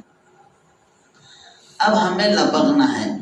مومن کے لیے یہ جو ذکر اذکار ہم لوگ کر رہے ہیں، حضرت نے ابھی جیسے بتایا ہے، جنت ڈیولپ ہوتی ہے، جنت ریڈی نہیں ہے، ہر ایک کی جنت خود ڈیولپ ہوں گی۔ اسی لیے حضرت ابراہیم علیہ السلام نے معراج میں ہمارے آقا سرکار دو جہاں محمد عربی صلی اللہ علیہ وسلم کو کہا کہ آپ کی امت کو میرا سلام بولو۔ جب یہ حدیث سامنے آئی تو آپ کو کیا کرنا چاہیے؟ وَعَلَىٰ إِبْرَاهِيمَ وَعَلَىٰ نَبِيِّنَا عَلَيْهِ الصَّلَاةُ وَالسَّلَامُ کہ ہمارے نبی پر بھی سلامتی ہو اور حضرت ابراہیم علیہ السلام پر بھی سلامتی۔ اور کہا امت کو یہ بتاؤ کہ جنت کی زمین چٹیل ہے اور اس کا پانی بہت اچھا ہے، اور اس میں درخت لگانے کے لیے تیسرا کلمہ پڑھیں، سمجھ لیں۔ تو اب آپ نے پڑھا سبحان اللہ والحمد للہ ولا الہ الا اللہ واللہ اکبر، میں نے پڑھا، آپ نے سنا، سننے والا پڑھنے والا برابر ہوتا ہے۔ ہم میں سے ہر ایک کے لیے جنت میں کیا لگ گیا؟ ایک درخت لگ گیا، ڈیولپ ہو گئی جنت، باغیچہ بن رہا، سمجھ رہے۔ ادھر ذکر کرتے ہیں، اسی لیے بہت اچھا پوائنٹ ہے الحمدللہ ذکر کے اوپر۔ کہ ہم ذکر کرتے ہیں تو جنت سنورنے لگتی، ڈیولپ ہوتے رہتے ہیں. یہ بہت یعنی اللہ مجھے بھی توفیق دے، اللہ آپ کو بھی توفیق دے. ہمارے نوجوان سوچیں، ہر آدمی اپنا دیکھو سوچتا ہے میرا ایک پلاٹ رہنا، ایک اچھا فارم ہاؤس رہنا، سمجھ رہے، جہاں میں نرمول ہو، میرے فارم ہاؤس کو میں ڈیولپ کروں، درخت لگاؤں. بس جنت یہ ہے. دیکھیے کس کو ہونا فارم ہاؤس، کس کو ہونا جنت کا مکان. سودا بالکل کلیئر ہے. اچھا وہ جنت ایسی ہے کہ وہ ایسی سستی نہیں ہے. حدیث میں ہے الا ان سلعۃ اللہ غالیہ، الا ان سلعۃ اللہ الجنہ. سنو اللہ کا سامان مہنگا ہے اور اللہ کا سامان جنت ہے. ابھی جو ہے نا مہنگے فلیٹ اگر آپ دیکھیں گے جاپان میں ہیں، سمجھ رہے، یا پچھلے میں دبئی کے جو پام آئلینڈ جو بنا ہے، سمجھ رہے، وہاں پر ہے. اب اس کی قیمت کیا ہونا، میرا بھی 2 مرتبہ جو ہے نا برج خلیفہ پہ بھی جانا ہوا، لیکن میں معلوم نہیں کیا قیمت کتنا، لیکن بہت پوش ایریا ہے، دیکھ کے ایسا لگتا ہے. لیکن جو بھی ہو دنیا میں جنت کی جو زمین ہے نا، آپ 1 اسکوائر فٹ جگہ زمین جنت کی پوری دنیا بیچ کر بھی نہیں لے سکیں گے، اتنی قیمتی ہے 1 اسکوائر فٹ. ہر آدمی کی خواہش ہے کہ میرا ایک پلاٹ ہو، میں اسے اچھے سے باغیچہ بناؤں، میرا ایک محل بنے. اب محل کیسا بنتا ہے میں بتا رہا ہوں. اسی لیے بعض روایتوں میں ہے کہ ایک بندہ ذکر کرتے رہتا تو فرشتے اس کا محل بناتے رہتے، پھر اچانک فرشتے رک جاتے تو دوسرے فرشتے بولتے ہیں کیوں، کیا ہوا، کیوں کام روکے؟ تو بولے 11 اینٹ ختم ہو گئی. سمجھ رہے ہیں، مال کیا ہو گیا، ختم ہو گیا. کیوں ختم ہوا؟ کہ بندہ ذکر کرنا چھوڑ دیا. سمجھ رہے کہ مال ختم، چھٹی. سمجھ رہے، فرشتوں کو چھٹی ہو جاتی، مال ختم ہو گیا. پھر جب آدمی ذکر کرتا ہے پھر انہوں ڈیولپ کرنا شروع کر. اس پہ غور کرو، جنت کا جو ڈسکرپشن آیا ہے، اسی لیے اللہ ہم سب کو عطا فرمائے. آج یہ جو ہے نا، ہو سکتا ہمارے میں بڑے عمر کے بڑے بزرگان حضرت بیٹھے ہوئے ہیں، دعا کریں اللہ ہم سب کو عطا فرمائے. اللہ کی ذات سے ہم امید اچھی رکھیں، اپنے آپ کو بدلنے کی کوشش کریں گے انشاءاللہ. وہ جنت اللہ تعالیٰ قرآن کریم میں جب جنت کا تذکرہ کرتے ہیں، یہ جو پلاٹ اور جو جنت اللہ تعالیٰ دیں گے، حدیث میں ہے ما لا عین رأت ولا اذن سمعت ولا خطر علی قلب بشر. وہ جنت ایسی ہے کہ نہ کسی آنکھ نے دیکھا ہے، نہ کسی کان نے سنا ہے، نہ کسی کے خواب و خیال میں آ سکتا ہے. وہ جنت ہمارے خواب و خیال سے زیادہ حسین اور خوبصورت ہے. بلکہ بعض روایتوں میں ہے کہ جنت میں داخل ہونے کے بعد جنتی 70 سال تک تو اس کی خوبصورتی میں ہی کھو جائے گا، کہ اسے سمجھ ہی میں نہیں آئے گا خوبصورتی. اچھا یہ بات جو ہے نا، میں تجربے سے بتا رہا ہوں ایک چیز کو. میں ایک بار ڈربن ساؤتھ افریقہ کا ایک جگہ ہے، وہاں پر ایک بہت بڑے پانی کے جہاز کو سمندر میں ٹھہرا دیا ہے، اور اس میں مچھلی کا جو ہے نا مچھلی گھر بنایا ہے، فش ایکویریم. بعض مچھلیاں اس کی رنگینی اور اس کے رنگ اتنے خوشنما ہیں، ان کو دیکھ کے ایسا لگتا ہے کہ آدمی بے ہوش پڑ جائے گا، یعنی اتنا خوبصورت ہے. تو اس منظر کو دیکھ دیکھ کے میں یاد کرتا تھا کہ بھئی یہ تو کچھ بھی نہیں ہے دنیا کی. میں بتایا نا ابھی کہ دنیا کوئی چیز نہیں، تقابل بھی نہیں دے سکتے. پھر اللہ نے جنت کے نام دیے ہیں. اللہ نے جنت الگ الگ بنائے ہیں. جنت المأوا ہے، جنت السلام ہے، دار السلام ہے. ایک جنت کا نام دار الخلد ہے، ایک جنت کا نام دار النعیم ہے، ایک جنت کا نام جنت الفردوس ہے، ایک جنت کا نام جنات عدن ہے. جنات عدن اللہ نے اپنے اسپیشل حصے بنائے جس میں اللہ اپنے بندوں کو دیدار کرائیں گے. پھر اللہ نے جنت کے دروازے بنا. قرآن میں ہے 8 دروازے ہیں قرآن. اور جہنم کے فرمایا لہا 7 ابواب، اس کے 7 دروازے. جنت اللہ نے اپنے بندوں کی مہمانی کے لیے بنائی ہے۔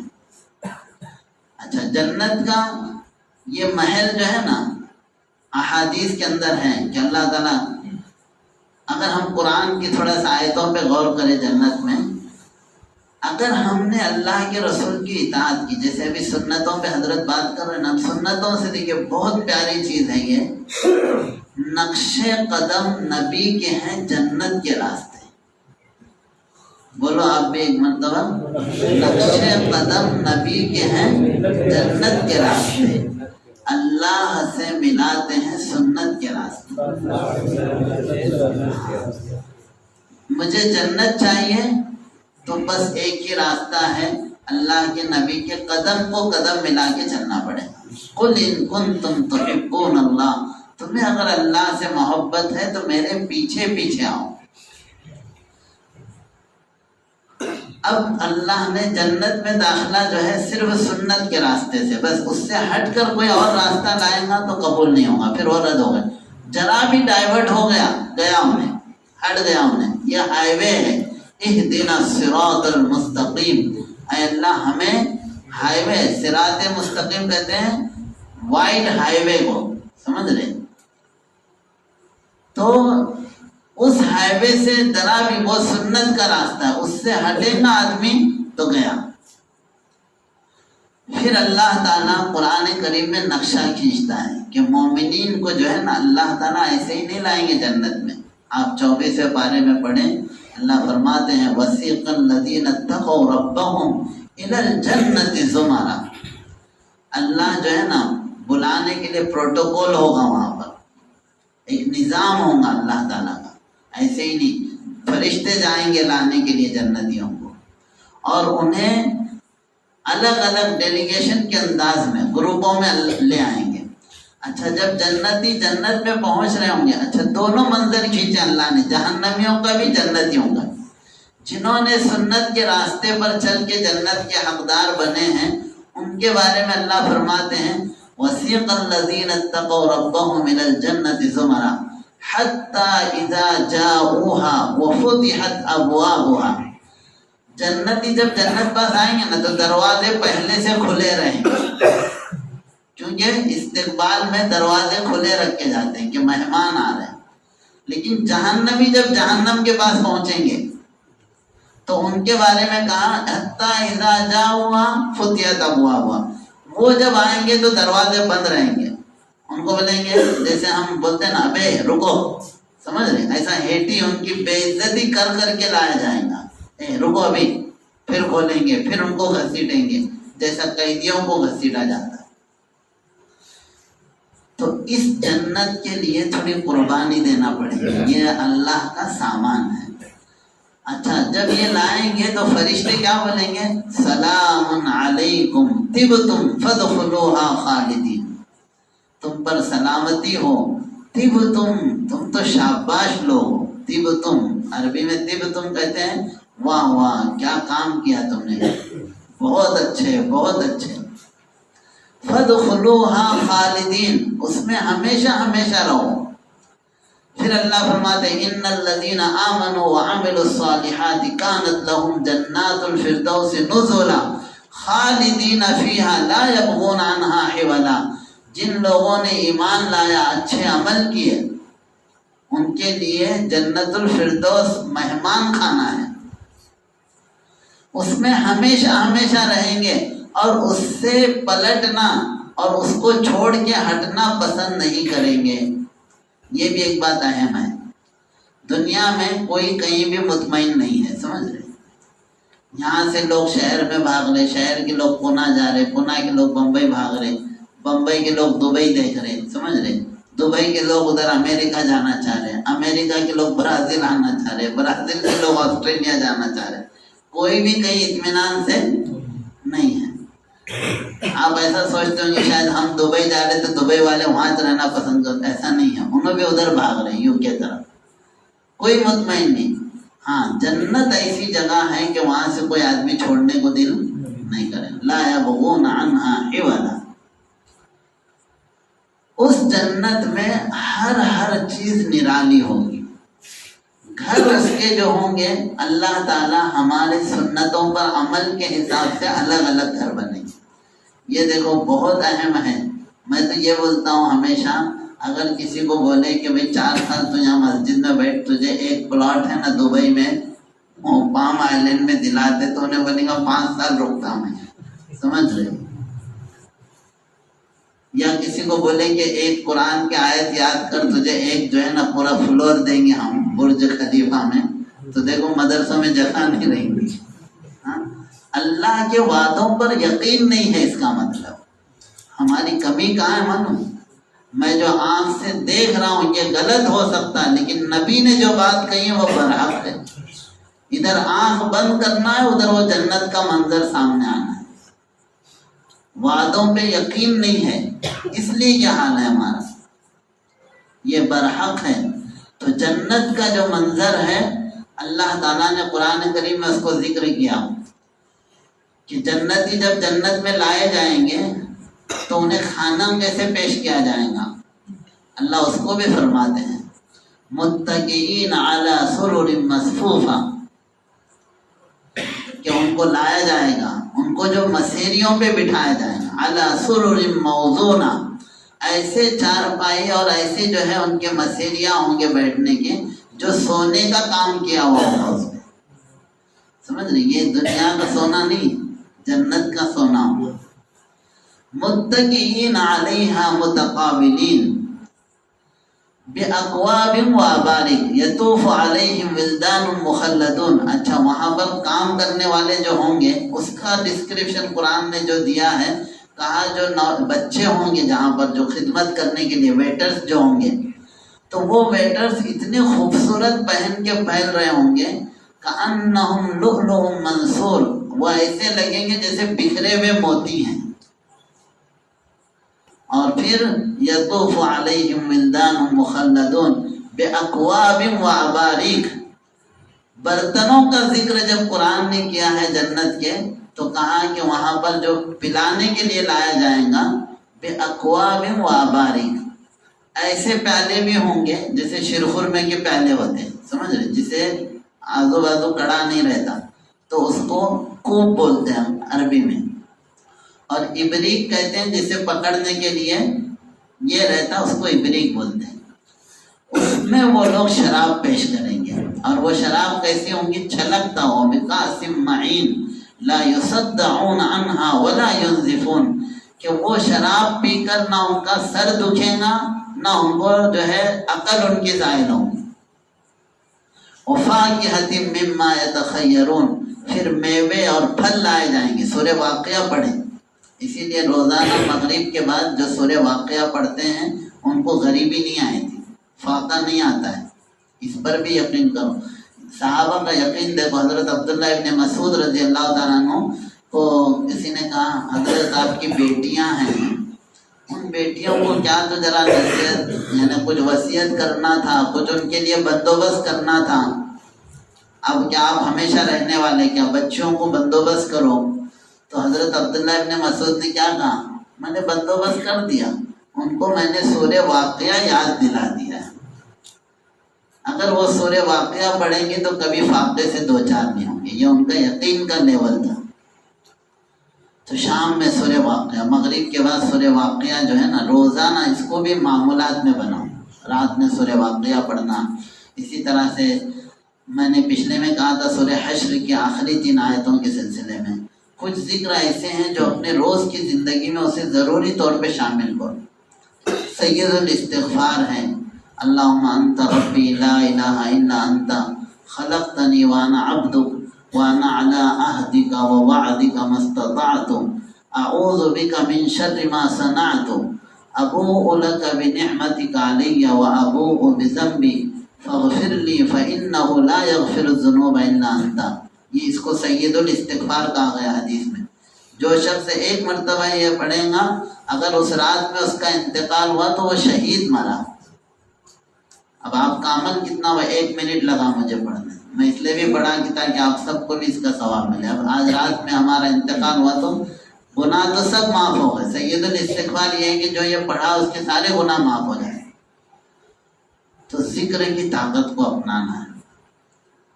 تو جنت کا ذکر تو ہم پورا کر بھی نہیں سکتے، سمجھیے اتنا لمبا چلے گا۔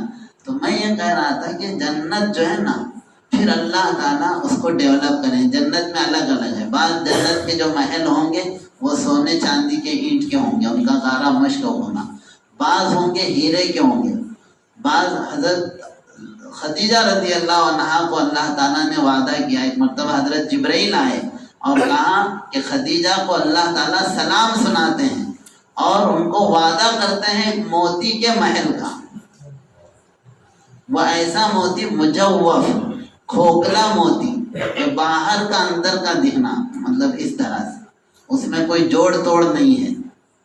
بعض موتیوں کے محل ہوں گے، آپ کو کس کا چاہیے اس کے حساب سے ریٹ دو، سمجھ رہے؟ آپ کو جیسا فلیٹ چاہیے ویسا ریٹ دو نا۔ آپ یہ دیکھو، یہ بالکل سودا ہے، کوئی ایسا نہیں ہے ہونا تو کام کرو، کام کو لگو، نہیں ہونا ہے تو بیٹھے رہو، سیدھی سیدھی بات ہے۔ تو آپ کیسا فلیٹ بک کرنا چاہتے ہیں جنت میں، یہ آپ پر ہے۔ ہمارے نوجوانوں کو آج میں آفر دے رہا ہوں، آپ دعا کرو کہ ہم اچھے سے اچھا فلیٹ ہیں۔ دنیا میں کرتے کیا نہیں کہ بھئی کیسا فلیٹ ہونا چاہیے۔ اچھا یہ ہے، اس کے ساتھ خادمائیں ہیں، حور کا جو لفظ ہے نا، ہم لوگ ہمیشہ کیا سوچتے ہیں، حور سیکنڈری چیز ہے، حور خادمائیں ہیں، اصل تو اپنی بیویاں ہیں، وہ ملکہ ہوں گی۔ ہمارے لوگ اپنی بیویوں کا سوچتے ہی نہیں، اتنی تکلیف دی رہتی، جبکہ ایسا نہیں ہے، بیویاں اصل ملکہ ہوں گی وہاں، وہ خادم ہے۔ جیسے بادشاہ کی جو ہے نا رانی جو ہوتی ہے، تو رانی تو وہ تو سب میں زیادہ خوبصورت ہوتی ہے، سمجھ رہے، مس یونیورس ہوتی ہے وہ۔ اس کے علاوہ محل کے اندر ایسی عورتوں کو رکھا جاتا ہے جو مطلب اچھی دکھنے والی ہو، تو وہ حور ہے۔ تو پھر آپ بولیں گے کہ بیوی کا ذکر کیوں نہیں کیا، پھر اللہ تعالیٰ نے صرف حور کا ذکر کیوں کیا؟ تو اس کو بھی ہمارے اکابر نے بیان کیا کہ بیوی کا ذکر اللہ تعالیٰ بھی نہیں چاہتے تھے کرنا، کہ کسی کو خاص ہے نا پرسنل چیز کا کیوں ذکر کرے۔ خادماؤں کا ذکر کیا کہ خادمہ ایسی ہوں گی۔ حور کے معنی ہوتے ہیں کہ جو ہے نا اس کے الگ الگ تشریح کی گئی۔ حور کے لغوی معنی اگر لٹرل میننگ اگر دیکھیں گے، اس کی بنیادی ترجمہ اگر دیکھیں گے تو آنکھوں میں پتلی جو ہے بالکل سیاہ ہوگی، اور جو سفیدی ہو بالکل سفید ہوگی، اور جسم میں جیسے بال ہیں گھنے کالے ہونا، تو جہاں کالا ہونا خوبصورتی ہے وہاں کالا ہوگا، جہاں سفید ہونا خوبصورتی ہے وہاں سفید ہوں گے۔ تو اللہ تعالیٰ نے جنت مہمان خانہ بنایا ہے، اس جنت کو سجایا جاتا ہے ذکر سے۔ اب آپ چاہتے ہیں کہ بھئی جیسے کہ آرڈر دینا ہے، کتنے آرڈر دینا ہے تم کو، آج صبح مجھے 100 درخت جنت میں لگانے کا ہے، تو چلو اس کے پھر پرائز پے کرو، تو 100 مرتبہ آپ تیسرا کلمہ پڑھیں گے۔ جب آپ 100 مرتبہ تیسرا کلمہ جتنے لگانا ہے، ایسا کوئی ہے نہیں 100 پر ہی کر کے، لیکن کم سے کم 100 تو لگانے کی عادت ڈالو، اپنے تصور میں جماؤ کہ اب میں بیٹھا ہوں، چلو فرشتوں کو کام کو لگا دیا، اپنے محل کا کام کنسٹرکشن چلتا ہے، سمجھ رہے؟ یہ ساری چیزیں آپ کو ملیں گی۔ اسی لیے دیکھو یہ بات بہت اہم ہے، اس سے پہلے بھی میں نے شاید یہ کہا تھا کہ ایک بادشاہ نے ایک بزرگ سے پوچھا، کیا بات ہے ہم جب موت کا ذکر ہمارے سامنے آتا تو ہم ایک دم ہی گھبرا جاتے کہ یہ کیا ایسا منحوس بات کر رہا ہو، لیکن نیک لوگ اور بزرگان دین موت کا ذکر آتا تو خوش ہوتے۔ تو انہوں نے اس کو مثال سے سمجھایا، اصل کیا ہوتا ہے، جیسے میں دلی سفر کر رہا ہوں، دلی میں میرا فلیٹ ہے، وہاں بینک بیلنس ہے، کار ہے میرے پاس، سواری ہے، سب ہے، لینے آنے والے ہیں، تو مجھے دلی جاتے ہیں کوئی دقت ہوگی نہیں، میں تو خوشی خوشی پہنچوں گا، جاتے ہی گاڑی آ جائیں گی، بنگلہ ہے میرا، وہاں جا کے رہوں گا، لیکن میرا وہاں کچھ ہے ہی نہیں، یہ نہیں پتا کہاں جانے کا کہاں رکنے کا، تو کتنا ٹینشن ہوگا۔ تو ویسے ہی ہمارا پورا اسٹاک جنت میں سب ریڈی کر کے رکھے سوئے، وہاں محل بھی بنا کے رکھے سوئے، وہاں باغیچہ، گارڈن، فارم ہاؤس، ساری چیزیں ریڈی ہیں۔ تو بس انتظار یہ ہے کہ ادھر آنکھ بند ہوں گی، ادھر اللہ ہمیں عطا کرے۔ تو اللہ تعالیٰ نے نظام بنایا، سمجھ رہے؟ پھر دیکھو، اچھا قرآن کریم نے جو برتنوں کا ذکر کیا ہے جنت کے، اس میں ایک بات کہ قواریر من فضة، شیشے کے ہوں گے چاندی سے. تو مفسرین نے لکھا ہے کہ شیشے میں ایک صفت ہے اور چاندی میں ایک صفت ہے. شیشہ جو ہے آر بار تو دکھتا لیکن دھندلا رہتا، سفیدی اس میں پوری نہیں آتی. اور چاندی میں سفیدی رہتی لیکن آر بار نہیں دکھتا.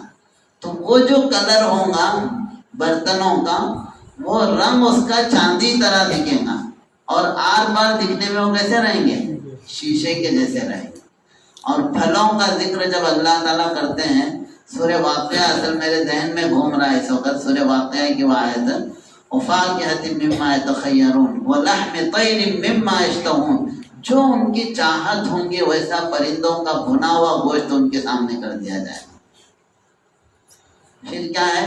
وَطَلْحٍ مَّنضُودٍ وَظِلٍّ مَّمْدُودٍ وَمَاءٍ مَّسْكُوبٍ وَفَاكِهَةٍ كَثِيرَةٍ لَّا مَقْطُوعَةٍ وَلَا مَمْنُوعَةٍ وَفُرُشٍ مَّرْفُوعَةٍ إِنَّا أَنشَأْنَاهُنَّ إِنشَاءً فَجَعَلْنَاهُنَّ أَبْكَارًا.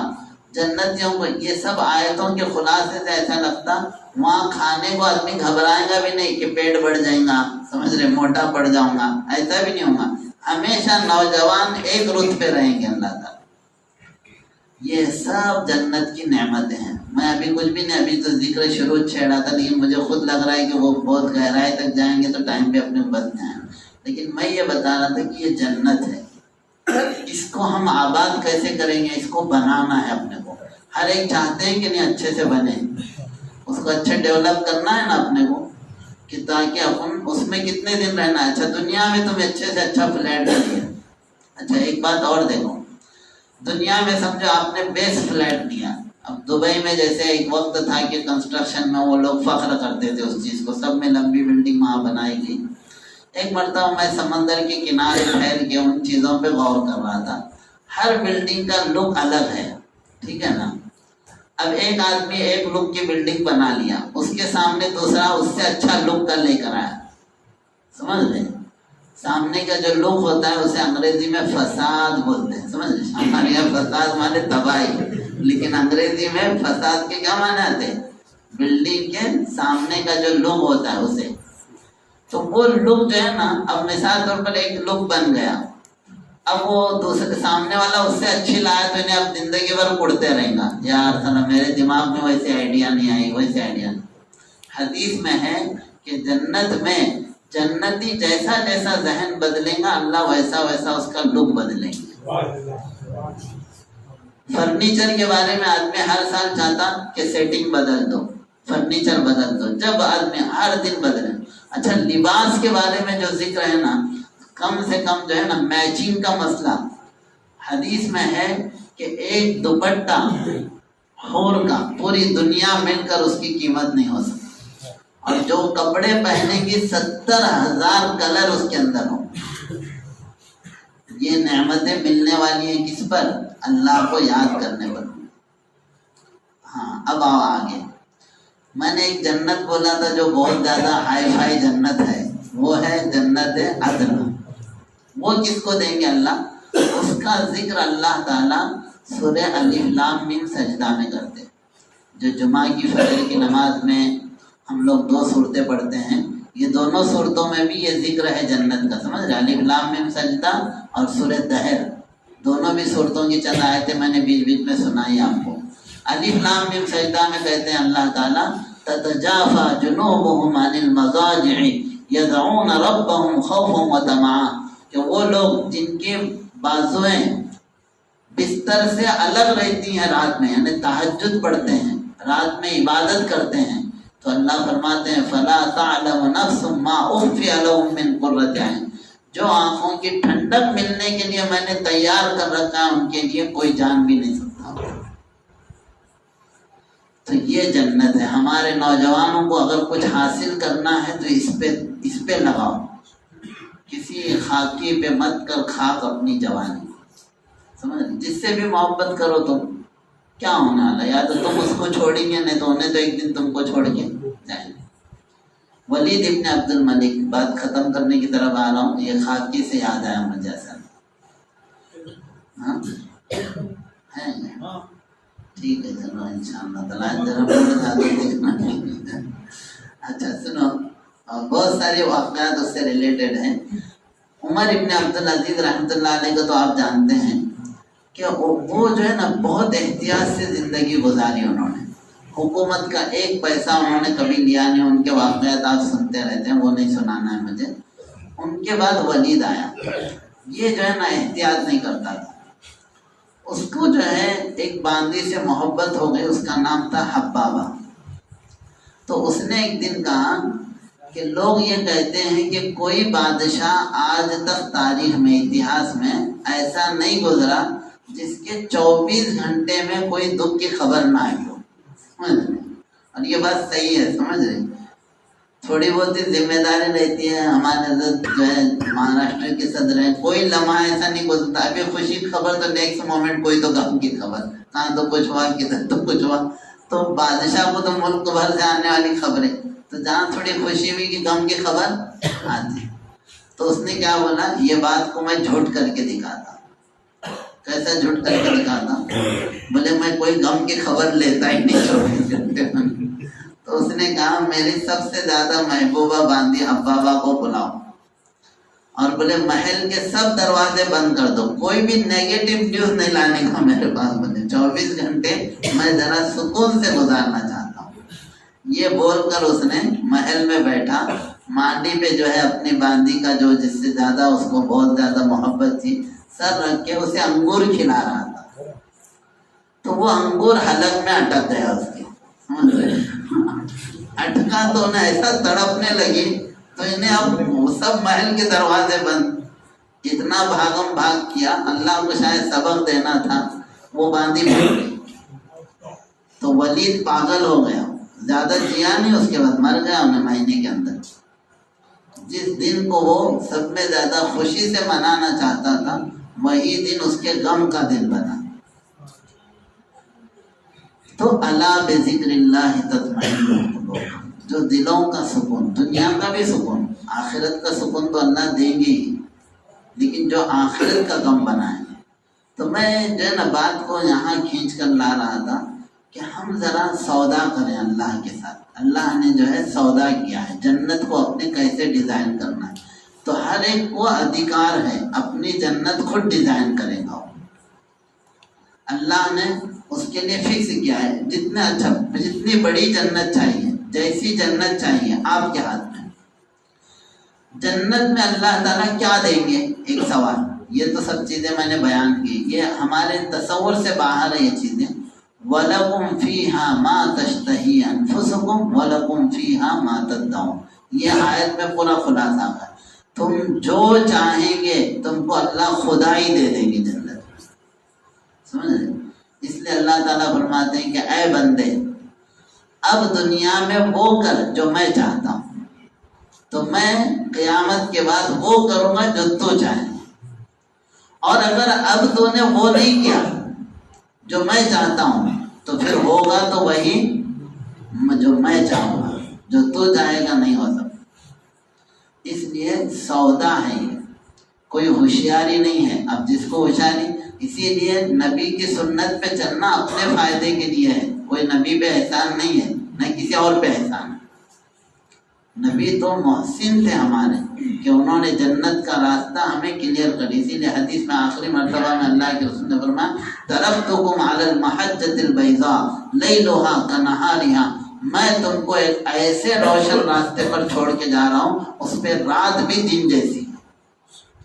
ایسا نہیں ہے اندھیرا ہے کہ چلنے سمجھ میں نہیں آ رہا، نہیں، بالکل واضح راستہ اللہ کے رسول نے دیا ہے. اس لیے ہم سب کا ٹارگیٹ جو سیٹ ہونا چاہیے وہ جنت ہے. جنت کو حاصل کرنے کے لیے جو راستہ ہے وہ سنتوں کا راستہ ہے. اسی لیے چھوٹی چھوٹی سنتوں کو بھی جان جان کر اس پر عمل کرنا ہے، یہ بھی جنت کی طرف لے جانے والا. تو اگر ہم سنتوں سے پیار کریں گے، سنتوں سے لگیں گے، سنتوں سے محبت کریں گے، تو اللہ تعالیٰ ہمیں دنیا میں بھی نوازیں گے، آخرت میں بھی نوازیں. دنیا کی بھی نوازش اس لیے بول رہا ہوں میں کہ دیکھو آج ایک بس آخری طرف جا رہا ہوں میں، بات ختم ہو رہی ہے دماغ میں، ذہن میں بھی. آخری بات، دنیا کا فائدہ کیسے ہے؟ کوئی ایک سنت آپ بتاؤ، میں اس کے دنیا کے فائدے بتاتا ہوں۔ ایک کتاب ہے ابھی سنت نبوی اور جدید سائنس۔ اگر کسی چیز کے بارے میں یہ سمجھنا ہے، سائنس بہت ٹھوکریں کھاتے۔ مثال کے طور پر سونے کا کیسا، آپ سائنسدانوں سے پوچھو سونے کا کیسا، تو 4 لوگ 4 باتیں کریں گے۔ ہمیں اتنا بھٹکنے کی ضرورت نہیں ہے۔ پہلے کیا بولتے تھے سائنسدان کہ ایسا سو، ایسا یعنی الٹے بازو پہ، سمجھ رہے؟ ہمارے یہاں کیسا ہے، سیدھے رخ پہ سونا ہے، ہاتھ نیچے لے کر۔ تو وہ کیا بولتے تھے، الٹا بولتے تھے۔ کیوں الٹا؟ کہ بولے کہ جو ہے نا دل نیچے رہتا ہے۔ پھر بعد میں بولے کہ نہیں، اچھا اس وقت ان کی دلیل کیا رہتی تھی معلوم؟ کہ اگر ایسا سوئیں گے نا تو دل لٹکتا رہے گا، کیونکہ دل جو ہے لیفٹ بازو میں ہے، سمجھ رہے؟ تو لٹکتے رہے گا تو بے چینی رہیں گی، تو اس لیے ایسا سو بولے۔ پھر کچھ دن کے بعد بولنے لگے نہیں اس میں تو دل دبتا، تو اس میں زیادہ، تو اب ایسا سو۔ ارے بابا یہ سب چکر میں ہم اے اللہ تیرا احسان ہے کہ آپ نے ہماری رہنمائی کی، ہم کو ایسا گمراہ ہوتے پھرنے کی ضرورت ہے۔ ہر مسئلے میں آپ مجھے اس پہ میرے سے مناظرہ کر سکتے، میں بتاتا ہوں سائنس کتنا تبدیل ہوتے ہوئے ہے۔ اللہ کے نبی صلی اللہ علیہ وسلم نے، اسی لیے کہیں بھی کچھ بھی سائنس ادھر ادھر بول رہا نا، بھائی یہ لوگ کیا بولیں گے، جو پیدا کرنے والا ہے وہ بہتر جانتا ہمارے ہر طریقے میں، اس سے بہتر کچھ بھی نہیں۔ اچھا دیکھو، اب میں آخری بات، قرآن کریم میں اللہ تعالیٰ فرماتے ہیں وَلَقَدْ نَعْلَمُ أَنَّكَ يَضِيقُ صَدْرُكَ بِمَا يَقُولُونَ۔ یہ لوگ الٹے سلٹے باتیں کرتے رہتے ہیں مشرکین کفار، تو ہم کو معلوم ہے انک یضیق صدرک، آپ کا دل تنگ ہوتا ہے، مطلب یعنی پریشان ہوتے ہیں آپ ایسے الٹے سلٹے، کوئی مجنون بول رہا، کوئی شاعر بول رہا، کچھ بھی یہ بول رہے ہیں۔ اب آگے کیا ہے سنو، فسبح بحمد ربک وکن من الساجدین۔ اللہ نے فرمایا اپنے رب کی پاکی بیان کرو، یعنی سبحان اللہ بولو، ٹھیک ہے؟ فسبح بحمد ربک، بحمد ربک میں سبحان اللہ والحمد للہ ہے، یا سبحان اللہ و بحمدہ، یہ پڑھنا۔ وَقُم مِّنَ السَّاجِدِينَ، اور سجدہ کرنے والے بنو۔ تو دل جب تنگ ہو رہا تو کیا کرنے بول رہے ہیں اللہ؟ تسبیح کرو اور سجدہ کرو۔ تو اس کا اس سے کیا کنیکشن کہ بھئی جب آدمی کا دل تنگ ہو رہا تو تسبیح کرو اور سجدہ کرو۔ بس ہمارا کام تو یہ تھا کہ اللہ نے کہا ہم نے مان لیا، بس ہم کو نہیں جاننا ہے، لیکن اللہ نے کہا ہے تو ضرور حکمتیں ہوں۔ ابھی پچھلے میں میرے ساتھ تھے مفتی اسماعیل مینگ، زمبابوے کے ایک بڑے عالم ہیں، وہ ڈاکٹر سے بات کرنے لگے تو انہیں بولا کہ جو ہے نا الٹا لٹکنے کا مشورہ دے رہا تھا، سمجھ لیں، یعنی سر نیچے پیرا اوپر۔ کیوں بولے تو انجائنا اٹیک اور ہارٹ اٹیک کے اندر ہوتا کیا ہے کہ دل جو ہے نا جب سر نیچے آتا ہے تو وہی موقع ہوتا ہے جب دل آکسیجنیٹڈ بلڈ یعنی آکسیجن سے بھرا ہوا خون پش کرتا ہے دماغ کی طرف اور دل کھلتا ہے۔ تو وہ کیسی ترتیب بتا رہا تھا؟ سجدے کی ترتیب بتا رہا تھا، سمجھ رہے ہیں کہ سجدہ ہی ایک جگہ ہے جہاں پر سر آدمی کا کہاں جاتا ہے، دل سے نیچے آ جاتا ہے۔ تو اس سے انجائنا اٹیک، ہارٹ اٹیک کے چانسز کم ہوتے ہیں۔ جن کو اس طرح کی پریشانی ہو لمبا سجدہ کرے۔ یہ اللہ کا انعام ہے ہمارے اوپر، ہم سمجھ ہی نہیں رہے تھے، سمجھ رہے کہ اب یہ تو ایسے میں بولا آپ کسی بھی چیز کا کرو، گھٹنوں کو پکڑنے کا دیکھو، ارتھرائٹس وغیرہ کتنی بیماریوں کا حل ہے۔ نماز آپ پڑھتے ہیں، ہم اسے نماز کو لائٹلی لیتے ہیں، اس میں ہاتھ اٹھانے میں دیکھو، یعنی کنسنٹریشن دینے میں دیکھو، نگاہیں کیوں نیچے رکھی گئی ہماری، ہر چیز کو اس میں بہت ساری حکمتیں ہیں۔ لیکن یہ حکمتیں تو ہمارے لیے کچھ نہیں ہے۔ جیسے وہ ہے ایک آدمی گائے خرید کے لاتا ہے گوبر کے لیے اور ایک دودھ کے لیے لاتا ہے، تو کون فائدے میں کون نقصان؟ دودھ کے لیے لانے والا جو ہے اس کو گوبر تو ویسے بھی مل ہی جائے گا نا، اپلا وغیرہ بنانے، کیا اس کو الگ سے کچھ سوچ کے تحقیق کر کے لانا پڑے گا؟ دودھ کی غور فکر ہو، ہم سنتوں پر عمل کرتے ہیں، اللہ راضی ہو جائے، یہ تو ہم کو بونس میں مل ہی جاتی ہے سب چیز۔ تو اللہ نے بہت بڑا احسان کیا، سنت پر عمل کرنا یہ سب۔ اچھا ایک چیز، جیسے کہ ہم لوگ جو ہے نا ہاتھ سے کھاتے ہیں، ہمارے یہاں سنت کیا ہے؟ ہاتھ سے کھانا ہے۔ ابھی پچھلے میں ایک ریسرچ پڑھا، ایک انگریز نے جو ہے نا کسی مسلم کیا مہمان کا ہاتھ سے کھا رہا، تو وہ کیا بولتے ہیں، وہ جو ہے نا چھری کانٹے سے کھانے کے عادی ہے، وہ ہاتھ سے نہیں کھاتے۔ اچھا ہاتھ سے نہیں کھاتے تو بولے کہ کیوں نہیں؟ تو استنجا میں ان کے یہاں دونوں ہاتھ تو کوئی فرق نہیں، سمجھ رہے؟ استنجا میں حدیث میں ہے، دیکھو ہمارے نبی نے ہر چیز سکھائی۔ اسی طرح ایک مرتبہ حدیث میں ہے، سلمان فارسی رضی اللہ تعالیٰ عنہ کے سامنے ایک مشرک نے کہا، ارے تمہارا نبی تم کو پاگل سمجھتا ہے کیا؟ ہگنے متنے کے طریقے بھی بتاتے ہیں۔ تو حضرت سلمان فارسی نے کہا، ہاں بتاتے ہیں، تو بھی کعبے کی عزت کرتا تھا، تجھے کبھی ذہن میں آیا کہ اس کی طرف رک کر کے پیشاب نہیں کرنا؟ ہمارے نبی نے یہ سکھایا ہے، سمجھ رہے؟ ایسا متاثر نہیں ہوئے، بولا ہاں سکھایا ہے، اور تجھے یہ معلوم ہے کیا طریقے؟ ان کے یہاں کچھ معلوم ہی نہیں، سیدھا ہاتھ بایاں ہاتھ۔ اللہ کے رسول صلی اللہ علیہ وسلم استنجا میں اور جو ہے نا کوئی گندی چیز پکڑنے کے لیے بایاں ہاتھ استعمال۔ اب انہوں کھاتے وقت سیدھا بائیں تو فرق نہیں کیے رہتے ہیں، تو ان کو وہ گھن آتی، تو وہ بولتے کہ ہم چھری چن۔ اچھا وہ چمچہ کتنے کے منہ میں گیا ہوا ہے، سمجھ رہے ہیں؟ اور اس کا یہ نہیں ہے۔ اچھا دوسری بات، لیکن اس نے جب سنت بولے تو ایک انگریز نے اس پہ ریسرچ کیا باقاعدہ، ایک پورا ریسرچ ہے اس پہ 32 پیجز کا۔ اس میں یہ ہے کہ جب آدمی ہاتھ سے کھاتا ہے تو اس کے کئی فائدے ہوتے ہیں۔ ایک تو کھانے کتنا گرم ہے ٹھنڈا ہے وہ معلوم ہوتا، سمجھ رہے؟ پھر اس سے جو ہے نا جو پسینہ نکلتا ہے انگلیوں سے، وہ ڈائجسٹو سسٹم میں فائدہ دیتا ہے۔ تو کتنے فائدے، ہم ہر چیز چھوٹی سی چھوٹی سنت پہ بھی آپ غور کرو۔ دسترخوان بچانے کی، آپ صلی اللہ علیہ وسلم کپڑے کیسے پہنتے تھے، ان کپڑوں کے کیا فائدے تھے، ہر چیز میں ہمارے آقا کی سنتیں ہمارے لیے جو ہے نا دنیا کے بھی فائدے دینے والے ہیں، آخرت تو ملیں گی ہی ملیں گی۔ اللہ نے ہماری دنیا بھی ضائع نہیں کی ہے۔ اچھا کپڑوں میں دیکھیے، کپڑوں میں جیسے آپ ہم جو کپڑے پہنتے ہیں اللہ کے نبی سے جو زیادہ قریب ہے، تم بھی اس پہ غور کرو، سمجھ رہے؟ برا مت مانو۔ جینس پینٹ، جینس پینٹ جو ہے نا یہ ذہنی غلامی ہے، سمجھ رہے؟ انگریز پہن کے آئے تھے، لیکن انگریزوں کی مجبوری یہ تھی کہ وہ ٹھنڈے ملک سے آئے تھے، سمجھ رہے؟ تو ان کو ویسے کپڑے لگتے، تمہارے کو کیا تھا؟ تم تو بس دیکھے تو نہیں، تم کرے نا تو وہ کام بھی کر۔ ارے بھائی میں کچھ اور کام سے کرا تھا تم، لیکن یہ ذہنی غلامی ہوتی، جو کرے ہم بھی تمہارے ساتھ۔ اچھا اس میں پیشاب بھی بیٹھنے نہیں آتا، سمجھ رہے؟ کپڑے گندے ہو رہے ہیں، اور پھر جو ہے اس کے بہت سارے حالات ہیں، وہ تم بھی سمجھ رہے ہو، گہرائی سے میں یہاں نہیں بولوں گا۔ تو بھئی یہ کپڑوں میں دیکھو کتنا آدمی آزاد ہے، اس میں تو جیل میں بندے جیسا بندھا ہوا ہے، ٹھیک ہے نا؟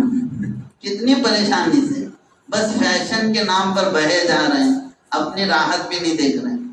ایک آدمی، اس کی مثال دیتا ہوں، ابھی کیا ہوتا معلوم، ایک بوڑھا آدمی کوندا لے کے، کوندا گودڑی سمجھتے نا، وہ ہاتھ سے سیتے سو، تو ایک بوڑھا آدمی وہ کوندا لے کے ٹرین میں چڑھا، تو وہاں کچھ فوجی لوگ بیٹھے تھے، سب مذاق اڑانے لگے بڈھے کا، ارے کوندا لے کو چڑھا، کیا تو اچھا لانا تھا یہ کرنا۔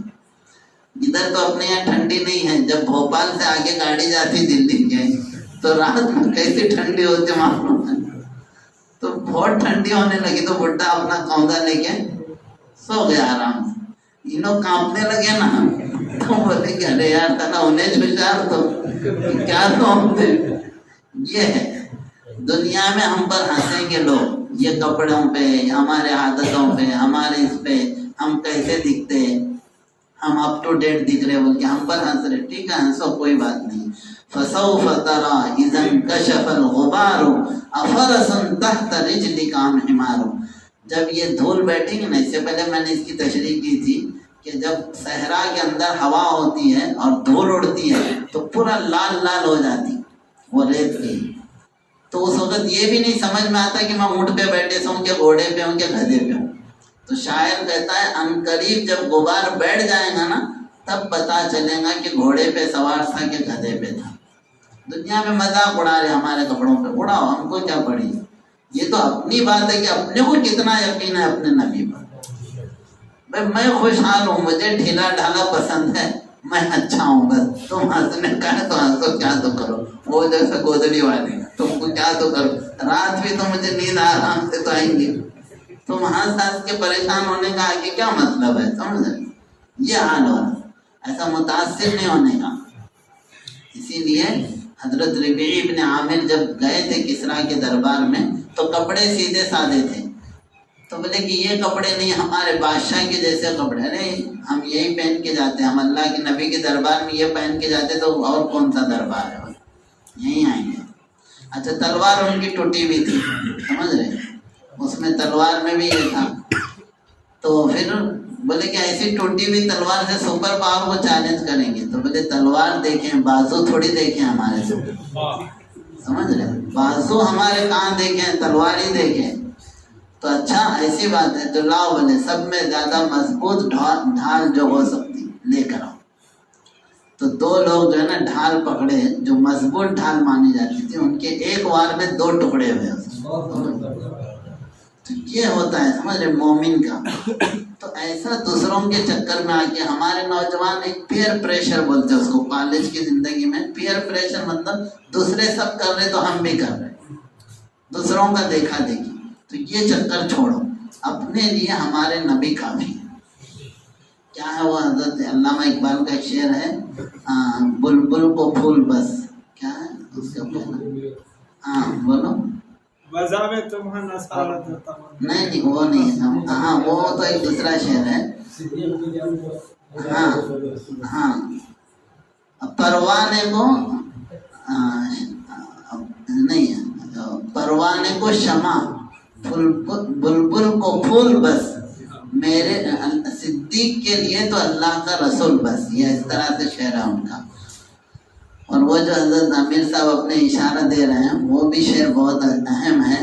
علامہ اقبال نے کہا ہے، شور ہے ہو گئے دنیا سے مسلمان نابود، آج ہے نا کہ دنیا سے مسلمان ختم ہے، مسلمان ختم ہے، تو شور ہے ہو گئے دنیا سے مسلمان نابود، ہم یہ کہتے ہیں کہ تھے بھی کئی مسلم موجود، تہذیب میں تو تم ہو نصارہ تو تمدن میں ہنود، یا ایسے مسلمان جنہیں دیکھ کے شرمائے یہود، یہود بھی اتنے برائیوں میں نہیں ہوں گے آج ہم ان سے زیادہ، ان کو بھی شرما رہے ہیں۔ تو اس لیے ہمارے نوجوان بچے، الحمدللہ آج بہت سارے نوجوان بچے دکھ رہے تھے، ان باتوں کو ذہن میں رکھو، اسے سیٹ کرو، لکھ کے رکھو اپنے سامنے، مائی ایم از جنت، ٹھیک ہے نا، میرا مقصد جنت کا حصول ہے، اور جنت کو مجھے ڈیولپ کرنا ہے، وہ خالی پلاٹ ہے آپ کا، کلمہ پڑھ لیے خالی پلاٹ آپ کو مل گیا، اب اس میں محل اچھے سے اچھے محل بنانے کی فکر کریں گے نا انشاءاللہ اچھا محل بنائیں گے، اس میں اچھا گارڈن بنائیں گے، روزانہ ذکر کریں گے، ٹھیک ہے نا، کتنے درخت لگائیں گے انشاءاللہ، صبح شام 100 درخت لگاؤ، پھیلاؤ، اپنی سلطنت ہے وہ انشاءاللہ۔ اور ہمارے نبی نے کہا ہے، اور وہ درخت بھی چھوٹا موٹا نہیں لگتا، سمجھ رہے، ایک درخت اس میں یہ ہے کہ عربی نسل گھوڑا 70 سال چلے گا بھی تو سایہ ختم نہیں ہوگا، تو ایسا بڑا درخت جو ہے وہاں پر لگے گا۔ تو اس لیے اللہ مجھے بھی آپ سب کو بھی توفیق عطا فرمائے، اور اللہ ہمارے دل بیٹھنے کو بھی قبول فرمائے، اللہ ہم سب کو وہاں پر جو ہے جمع کرے، ٹھیک ہے نا۔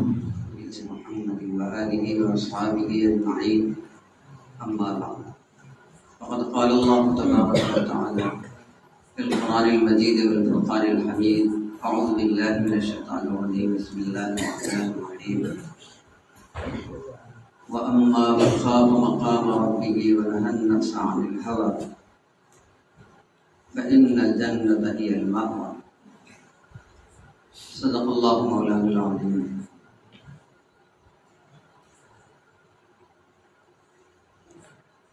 بزرگوں اور دوستوں،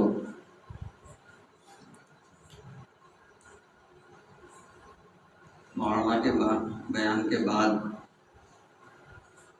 اب ایسا محسوس ہو رہا ہے کہ اب وہ ختم کر دینا چاہیے، لیکن بہرحال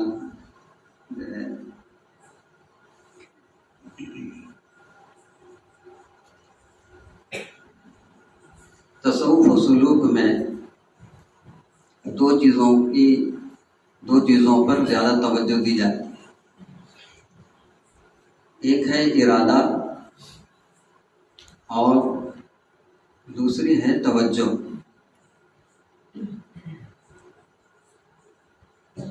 استحضار۔ اللہ تبارک و تعالیٰ نے ارادے میں بڑی طاقت رکھی ہے۔ واقعات بہت ہیں اس سلسلے میں۔ آدمی کا ارادہ جب مضبوط ہوتا ہے تو جیسے اللہ تبارک و تعالیٰ فرماتے ہیں اذا اراد شیئا ان یقول له کن فیکون، یہ اللہ تبارک و تعالیٰ کی صفت ہے۔ وہ طاقت جب بندے میں بڑھتی ہے تو اللہ کے حکم سے اسی طرح کے کام بھی بندوں کے ذریعے ہوتے ہیں۔ حضرت عیسیٰ علیہ السلام کا واقعہ قرآن مجید میں ہے۔ مٹی کی چڑیا بنا رہے ہیں اور اس پر پھونک مار رہے ہیں قم باذن اللہ، تو جو ہے وہ زندہ ہو رہی ہے۔ مردہ ہے اس کو بول رہے ہیں قم باذن اللہ، وہ زندہ ہو رہا ہے۔ اسی طرح بزرگوں کے واقعات میں بہت سے واقعات ہیں۔ حضرت شاہ عبد القدوس صاحب گنگوئی رحمۃ اللہ علیہ کے پاس جو ہے ایک مجوسی آیا، اس نے اپنا کمال بتایا کہ میں ہوا میں اڑتا ہوں، ایسا کمال تمہارے پاس اگر ہے تو بتاؤ۔ اس کے اندر بھی ارادے کی طاقت بنی ہوئی تھی، تو وہ ہوا میں اڑنا شروع کیا، اڑتا رہا، نظروں سے غائب ہو گئی۔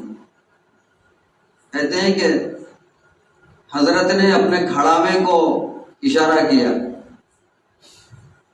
تو کھڑاوا جو ہے اس کے پیچھا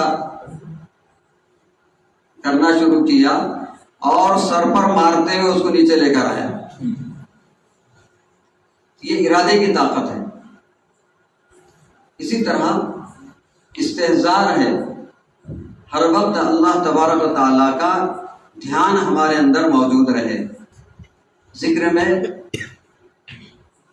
ایک تسبیح ہوتی ہے تو اس کے بعد بولتے ہیں اللہ حاضری، اللہ ناظری، اللہ معی۔ اللہ حاضر ہے، میرے پاس حاضر ہے۔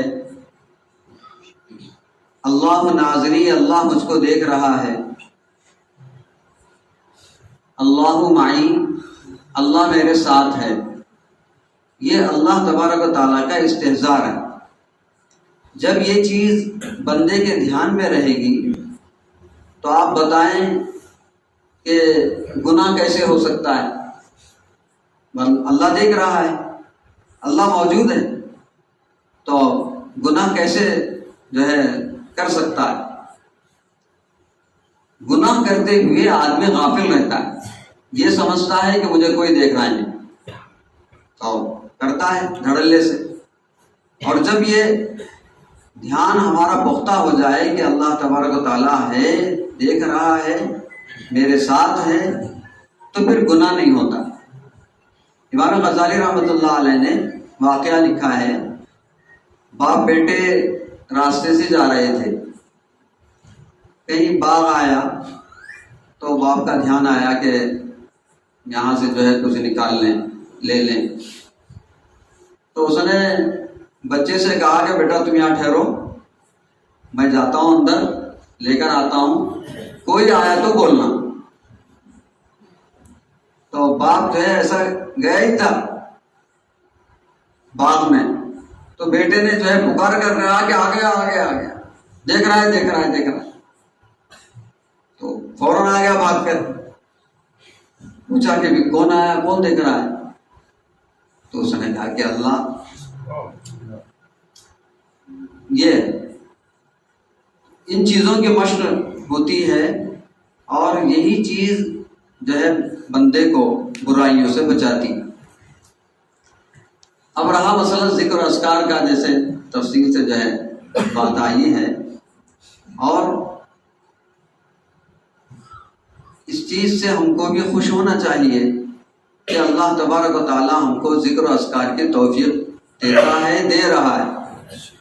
آج ہمارا یہاں پر آنا، ہمارے دھیانوں میں صرف ذکر و اذکار کے، دینی بات کے، دینی مجلس کے، اور کوئی بھی چیز نہیں. اللہ کے لیے ہم یہاں جمع ہوئے ہیں، اللہ کے ذکر کے لیے ہم یہاں جمع ہوئے ہیں. اور یہ جو ہے بہت بڑی بات ہے. اسی طرح جب ہم کو اللہ تبارک و تعالیٰ کا استحضار ہوگا تو کیا ہوگا کہ میں اگر یہ کروں تو پھر اللہ کے سامنے جواب دینا ہے، اللہ کے سامنے کھڑا ہونا ہے. جب یہ بات آئے گی، محاسبہ جب آدمی کے ذہن میں آئے گا تو پھر اللہ کے سامنے کیا جواب دے گا، یہ بھی خود بات جو ہے اس کے ذہن میں آئے گی.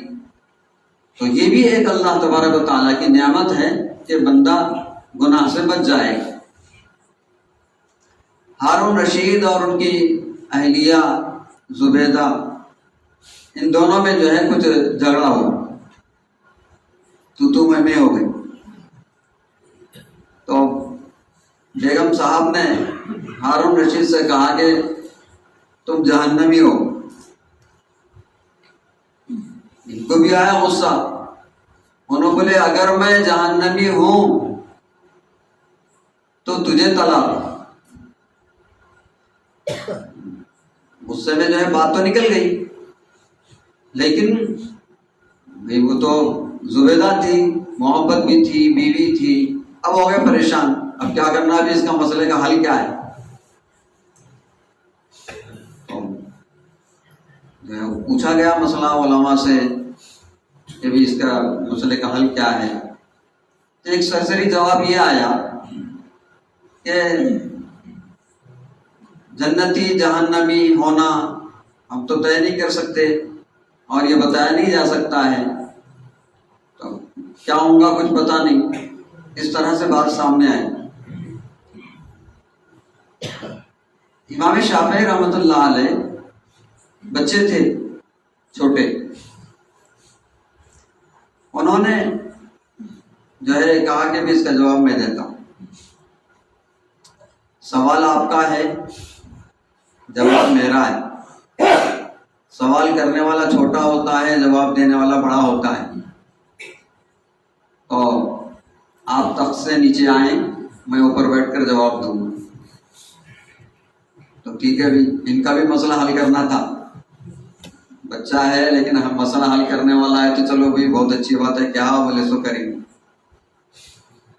تو ہوا ایسا کہ امام شافعی رحمۃ اللہ علیہ نے ان سے پوچھا کہ کبھی کوئی ایسا واقعہ آیا ہے آپ کے سامنے کہ جو ہے کوئی گناہ کرنا آپ چاہتے تھے لیکن پھر ایک بات ذہن میں آئی کہ اللہ تبارک و تعالیٰ کے سامنے کھڑا ہونا ہے اور جواب دینا ہے.